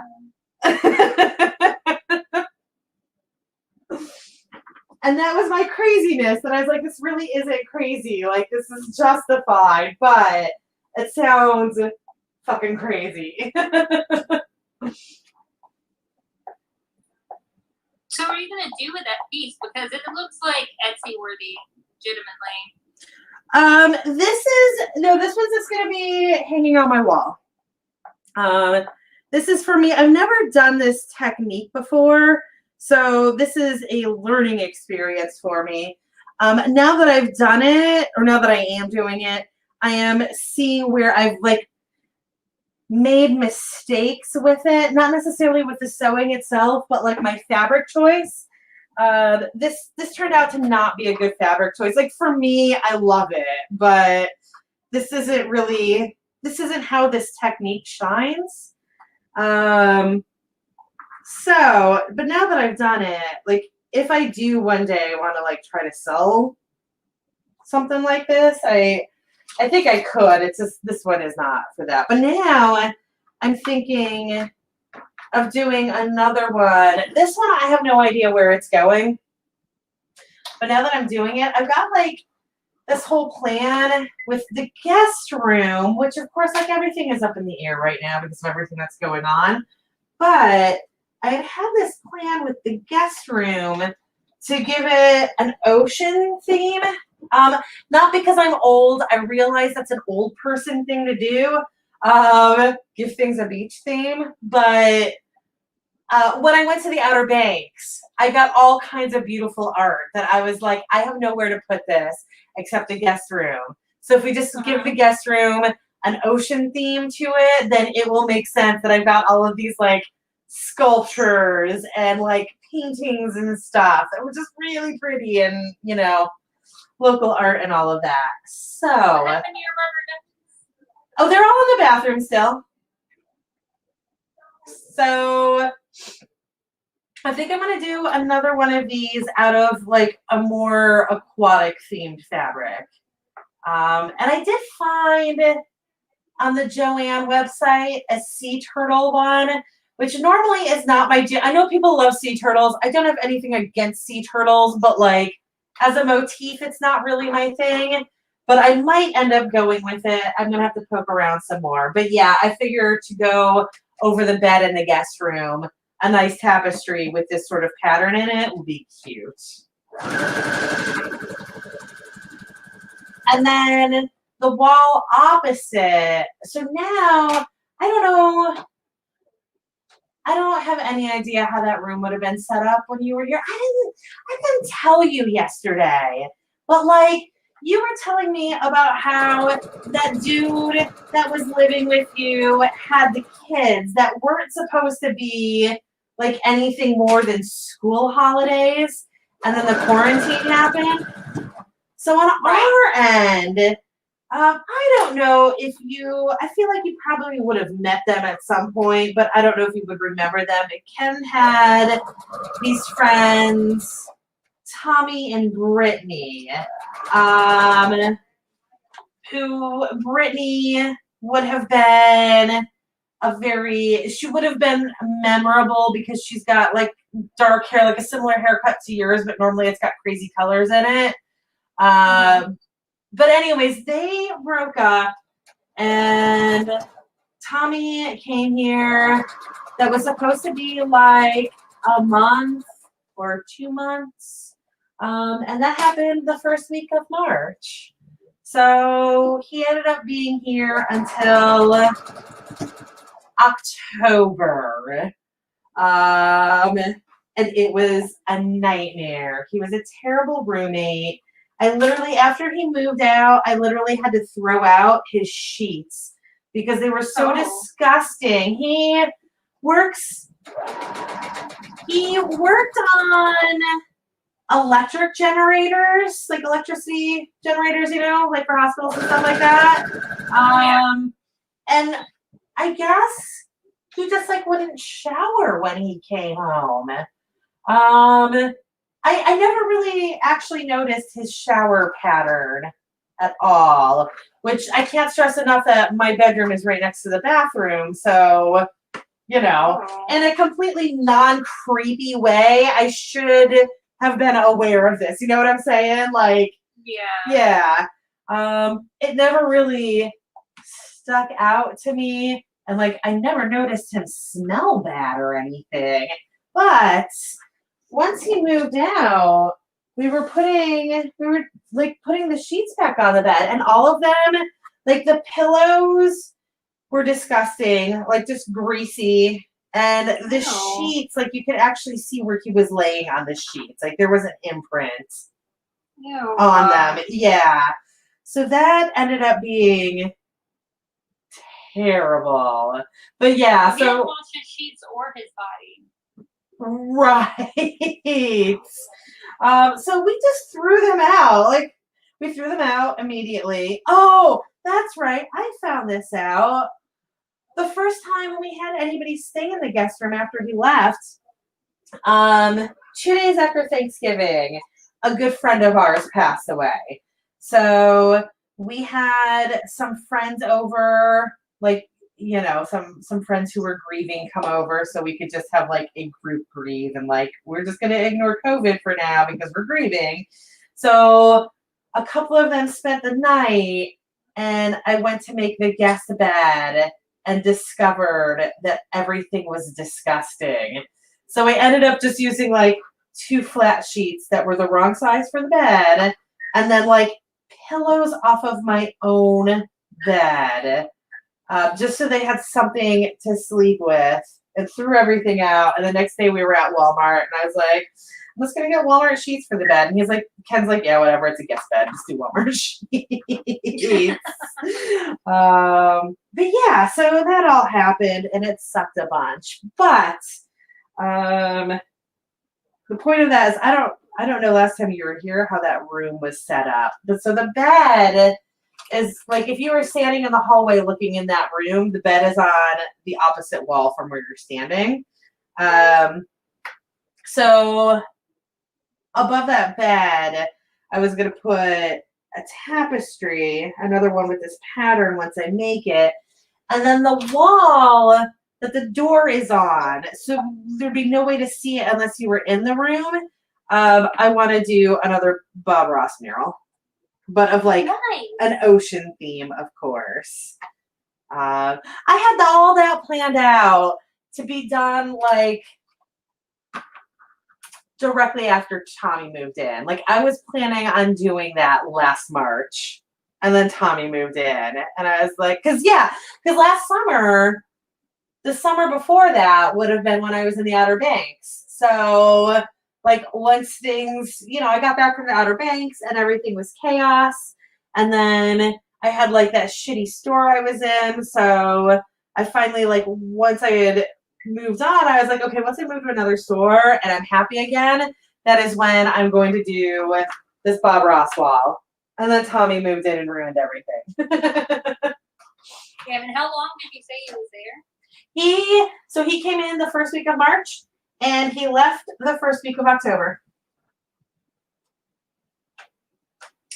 Oh wow. Yeah. Okay. We basically hit a point where my last day at Publix was September 25th. On September 25th, after my shift was over, I basically got right on a plane and went down to my parents to house sit for 2 weeks while they were gone, which was great because they live like in Florida right on the ocean. It was amazing. It was like the best vacation of my life. It was me and their cat hanging out for 2 weeks. But yeah, basically it was Tommy's gonna be out before I get back. I don't fucking care what happens, but he's gonna be out. Obviously, like we gave him more notice than that, but he was dragging his feet for like a month. Like we basically told him to be out at the beginning of September, and he was still not out by September 25th. So I don't know when exactly he left, but he was out by the time I got back on like October 7th, I think it was. But I have a feeling he literally moved out that weekend. Like I flew back on a Monday or Tuesday, I think. And I have a feeling he was just leaving at that point.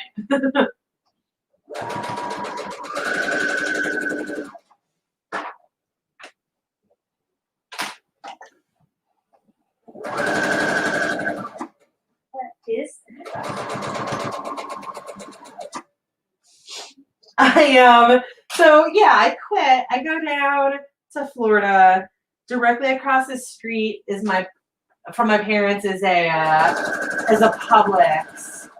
So like 4 times I walked into that store and bought something with like an employee coupon or an employee appreciation card or like that damn $90 gift card that they gave us like the week before I left.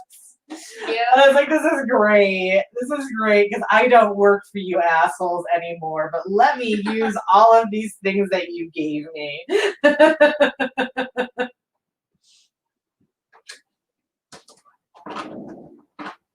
And I'm still sitting on like $50 on that card because I never go to Publix. I went the other day to pick up a prescription and I forgot to use it. And other than that, I just never go. Wow, so this thing is going to be tiny by the time it's done. Because that's like half of it. 1, 2, 3, 4, 5, 6, 7, 8, 9, 10. Yeah, that's literally half of it. This thing is going to be so small when it's done. But I'm okay with that because that makes it more hangable. I'm actually really jealous about it. If you ever do have the yen to learn this and you manage to get yourself a sewing machine, I would absolutely lend you one, but I lended Chris one of mine years ago and he still has it. Like not I don't think he would give it back to me if I asked him, but it is still at Chris's. But yeah, if you ever get your hands on a sewing machine and you want to learn how to quilt, I will absolutely teach you how to do it. It's really not difficult. Like there's a lot of steps to it and it is time consuming, but as long as you follow the steps properly, you can't really mess up too badly. And like it's all pretty easily laid out for you. It's all pretty intuitive. If I stumble across one, it's definitely not something that like I want to go out of my way to get a sewing machine. Yeah, no. Yeah, that's dope. I'm excited to do the next one now that I know exactly what I need to look for in the fabric. Because the thing with this is that and it's funny because I remember reading something where it was like, you don't want the fabric to be colorful. Well, you do want the fabric to be colorful, but you don't want it to be too colorful. And I'm like, I don't know what the fuck that means. So I'm just going to get cats. And now that I've actually done it, I fully understand what that means. It meant that you want it to be bright, vibrant colors. But you don't want too many colors. This is too many colors. It's not going to look as nice. It's going to be really funny. People who get like close to it are going to be like, what the fuck is wrong with you? Which is pretty much what I go for with every single artwork that I do. I absolutely want people to be like, why the fuck are you like this? But also you did a really good job. I don't know why that's what I crave in life, but that's it. But yeah, so now that I know though, I would like to do this again, and I will. Like I said, I'm absolutely going to for that guest room. But I get it now. Like basically what I want is a fabric, but the colors are really vibrant in them, but there's really only like 2 or 3 primary colors in it. So like if it's a water one, it would be one that is primarily like green and blue and purple. So that you can do actual like photo effects, so per se with it. Whereas this, like the best I could do was kind of bring it from light to dark, which hopefully will actually come out once it's done. We'll see. This is certainly like the most chaotic. The darker it is, the more chaotic it is. I don't think you can see any that's on my bed right now, but the whiter part is definitely more pure of color. So it might work. I don't know. Well, like from the view I have of it now, it really just looks like trippy images, and then you zoom in on the cat, and I'm like, whoa, I think tripping. Yes. And the other thing is that, like, this isn't complete when this is done. As it, like, I mean, obviously it's not complete, but this isn't the full top quilt. It's going to get framed. And what's going to happen is it's going to have like a darker frame piece around it. And then that'll only be like an inch or two thick. It'll be a fairly narrow piece. And then there's probably going to be like 4-inch strips of that actual main cloth on it. So it's kind of like you'll be able to see what the fabric was that it was made out of, and then see what was made out of that fabric. If that makes sense. Yes. Yeah. So like you'll see all the cats around it, and then you'll see like this psychedelic kaleidoscope dream world of cats. And it's funny because when I was cutting it, I really had no idea. Like, there's not really a whole lot of control that I had while I was cutting it for what I was going to get out of it. You know, like I had no idea where those cuts were going to go, and how many of them were going to be like the nice face, like that, the nice face, like the tiger one, as opposed to that like chopped in half face of the Siamese. Yeah. And there's one cat that is fairly similar to our cats. Like there's one darker gray cat in the print, and none of him came through in these cuts. So I feel like I need to make him be like the corner pieces or something, just so that I have something that looks like my dumbasses. Bless you. Was that a sneeze? Huh? Oh no, I was just moving around. Oh, okay. Gotcha.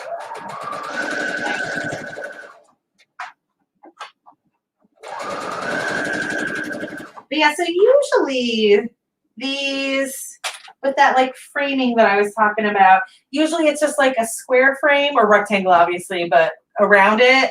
But I think I'm going to do like the crisscross frame that will put boxes in the corners, and put that cat in those boxes.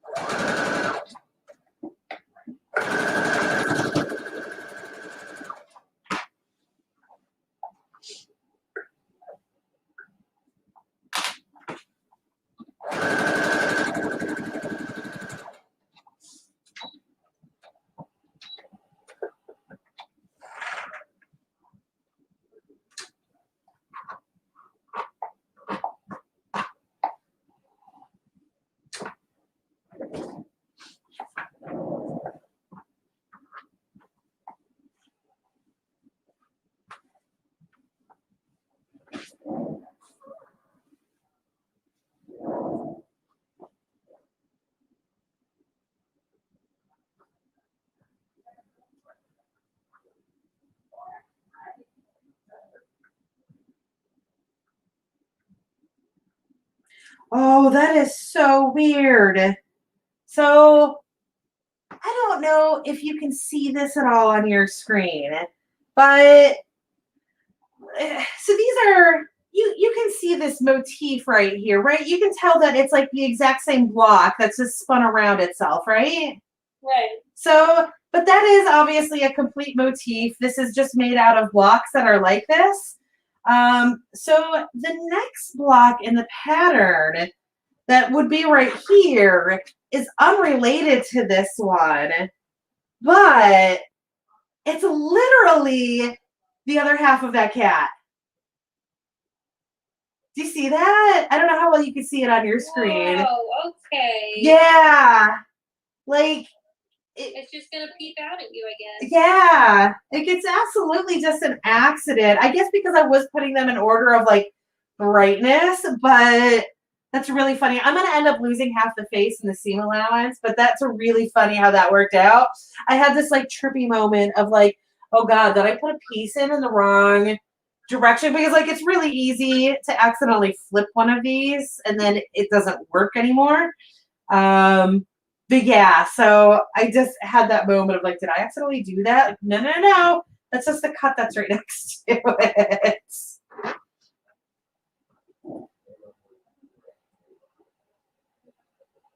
So it's gonna be like half of his face is missing? It's gonna be, so the seam allowance is 1/4 inch, and that is, I don't know if you can see anything right now because of how colorful this fabric is, but it's the fabrics that are flapping in right here. It's just the same as like with your hem or with like where your pants are sewn together or whatever, that little extra fabric that's there. So it's 1/4 inch, but it's 1/4 inch off of both sides. So it'll end up being that like 1/2 inch of this cat is missing. So it'll probably be something like that is what the reason. Oh, he's going to lose an eyeball is exactly what's going to happen. Poor baby. Name him Winky. And see, right there is how these cats are getting names.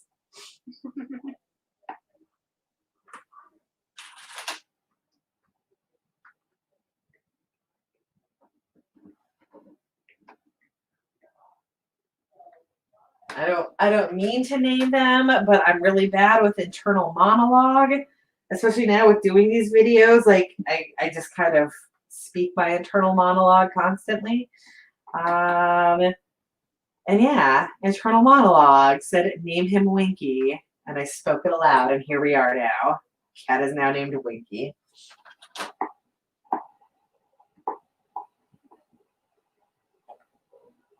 You do sound like a crazy cat lady, but I'm here for it.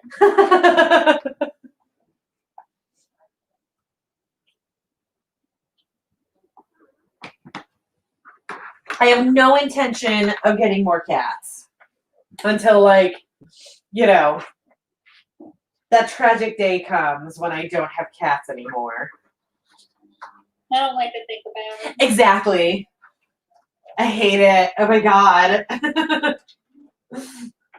You're gonna definitely have those moments where like, why did I bring you into my life when you're gonna die in 10 to 15 years? Have you ever looked at your cats and had that thought while you're like on a psychedelic?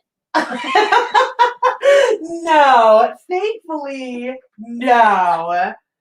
I feel like that would wreck me.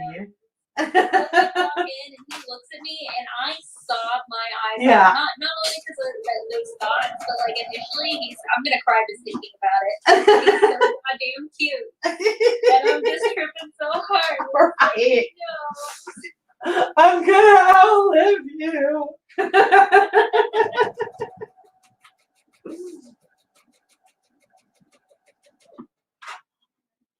That's probably why I don't form a whole lot of meaningful relationships. I'm feeling better about my tree line right now. Oh yeah, I do think already. I think I was right saying that it needed a little bit more height to it. Yeah, absolutely. Yeah, and you know. I actually added some black in there too for some like shading. Yes. The dark browns and greens just weren't doing it. Yes, I was incorrect about the color order. I had said go light to dark, and you absolutely dark to light was the right way to go. Well, like whenever I was looking at the picture, it's like with a shadow underneath it. But I don't know how it's going to turn out whenever I actually put in like a night sky or dusk or whatever. Oh, well, if you're doing that, then you're going to want to like change the color entirely on those. If you're going for nighttime. I didn't realize you were going for nighttime there. Yeah, I had the two separate pieces in my head, and I didn't want to like merge them together until this point, and I have regrets. Yeah, shadowing is going to be an issue. But also now you can go ahead and add that. Again, I don't know if like you have a gradient tool that'll do it or not, but the concrete where it is touching the tree line should also be darkened up now. Yes, true. Damn it. Okay. No, it's fine. We knew that step was coming, right? I knew that step was coming. Yes, I knew it was coming.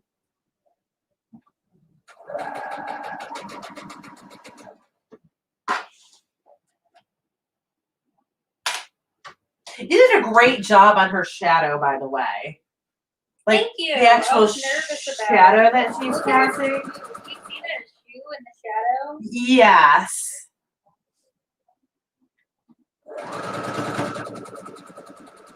That is like, so I'm in a couple of groups that are specifically for book cover design where people are like, this is the cover that I designed. Tell me how to fix it because it looks like I've got some wrong stuff in it. And that is like one of the number one things that people literally forget to give people shadows when they change the backgrounds on them.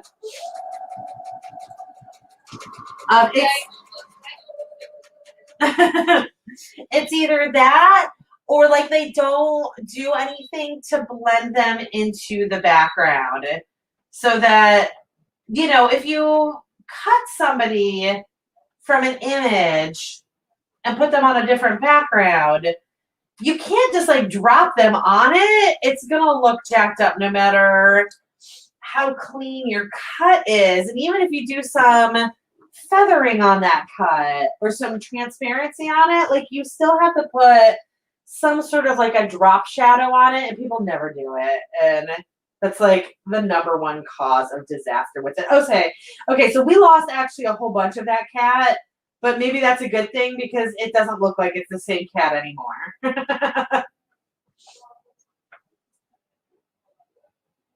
Yeah, I was afraid that cat was just gonna be like looking at you and do like the chaos. Oh, right, but in like a real jacked up way. But now, like the way that he came together, it doesn't even look like it's not. We lost enough fabric that it's not obvious that there was the same piece coming together right there. We are okay.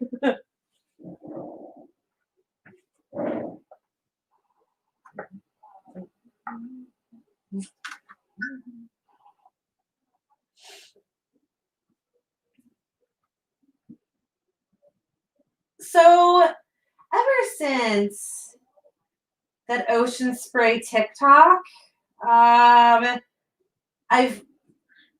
at least like once a day I get dreams stuck in my head, and I just want you to know that. Dreams? Yeah, the song "Dreams." Okay. You know which TikTok I'm talking about, right? Yeah. But like just now, just randomly, I just suddenly had what you had. For no reason. I haven't heard the song in months. I love the song. That's no way a criticism of the song. But ever since, like I never thought that much about the song. It's a really good song. But I love Fleetwood Mac. Every single one of their songs is a really good song. And that's not like one of my go-to songs from that. But now, every single day, I have at least one bar of that song play in my head. Certainly because I watched that TikTok too many times, but it's like permanently programmed my brain.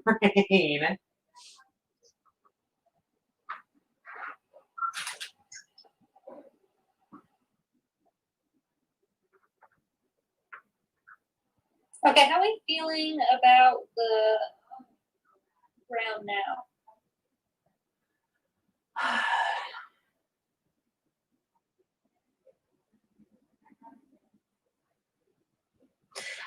How did you do that?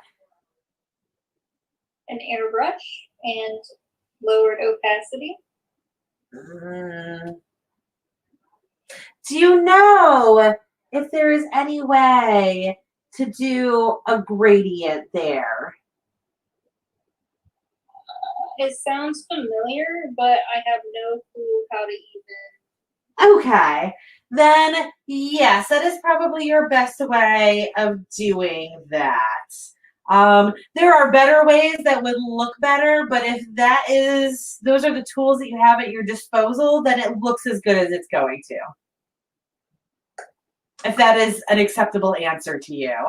Yes, Yeah. absolutely. Yeah, I don't think you can refine that technique any using that technique. Although, are you painting directly on the ground or is that a separate layer? This is a separate layer, so I don't hit the trees too much. So I would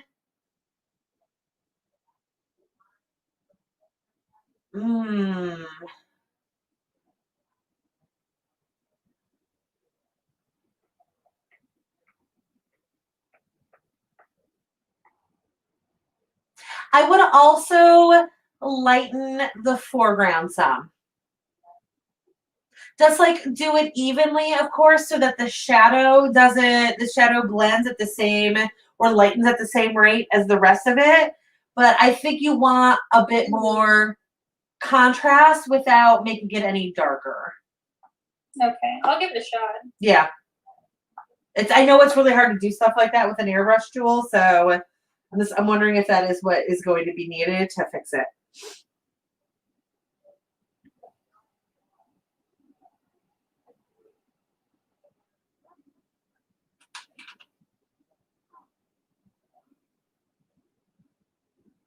I feel like the shadow disappeared. It did. It did very much. Can you do like a erase tool where the shadow is, but like erase it also at like a low transparency level to bring the brightness back out of it? That was a lot of settings that did not lock in my brain. So do you have an erase tool? Yes, right here. And does your erase... Oh my god, can I change the opacity? Wow, thank you. Yes! And then just go over the shadow so it brightens back up, but like you can do it incrementally. But I wonder if it's going to erase the whole thing. It should have a... if it... Yeah, no. Don't do that. Oh, was the shadow in that same layer? Yes. Okay, yeah. No, that's exactly what was going to happen there. Sorry, I didn't realize that was how your layers were. Right. This is, and like, you know, I was talking about that class that I took yesterday. That class is the reason that I do things in 800 different layers, and he is absolutely right. And right here you're seeing why you want to do things in 800 different layers. Because if that shadow was in a different layer, you wouldn't have affected it in any way. Right.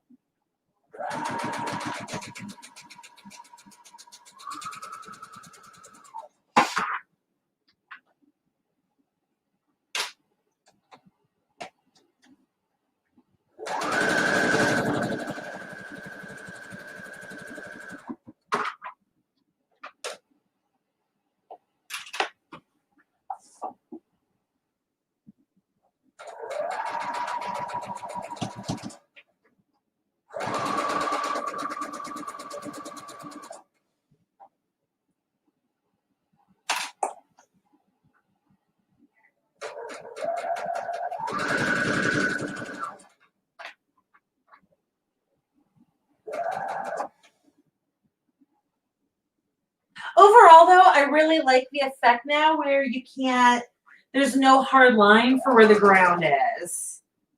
It just kind of seamlessly transitions from pavement to trees. Yes. It's getting there. Yeah. Yes.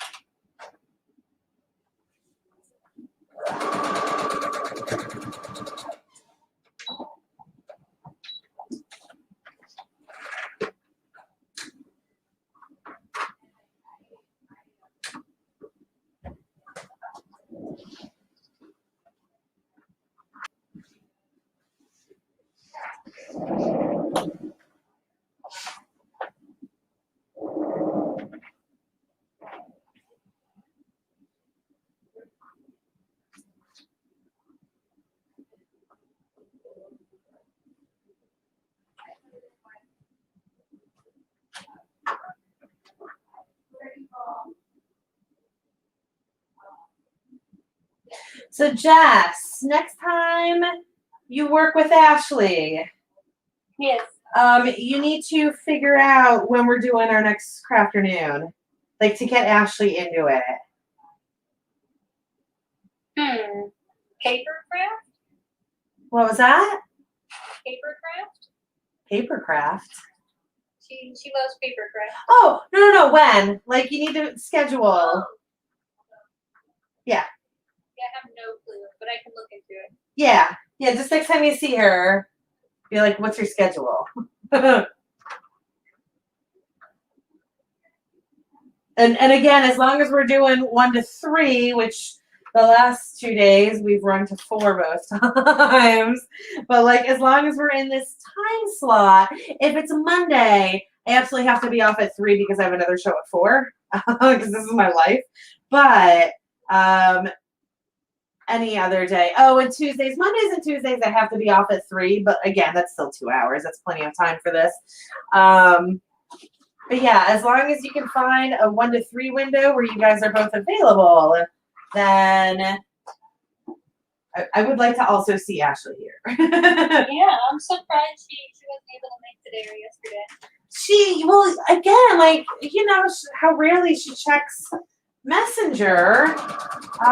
So she might have been able to, and I just didn't see the message in time. I know she had told me that she wasn't going to be able to make it 2 days ago because she had something going on in that time period. But I don't know about yesterday or today.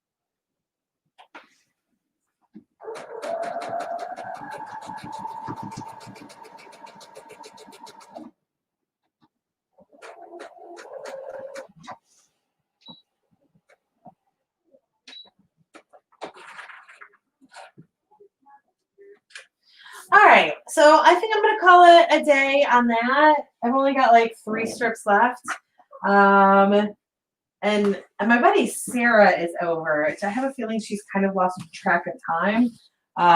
She probably wants to get on the road before Atlanta rush hour happens. So yeah, I'm gonna call it a day on this, and again, Monday through Friday, 1 to 3, any day I can do this. So just let me know. Talk to Ashley. Yeah, talk to Ashley. Oh, I literally just swallowed a thread because I couldn't fish it out of that pot, but that's okay. I can feel that in my throat though, and that is less than okay. Anyways, obviously, like, if it's just you, I'm totally fine with that. So, like, if you want to do this without Ashley, don't think I'm going to be like, I really need Ashley now. So just whenever you want to do this, let me know and we'll do it. But I would like to do it with Ashley as well. And since you see Ashley regularly, you're my contact. Yeah, I can do that. Yeah. And so are we going to continue using what are we on? Google Meet?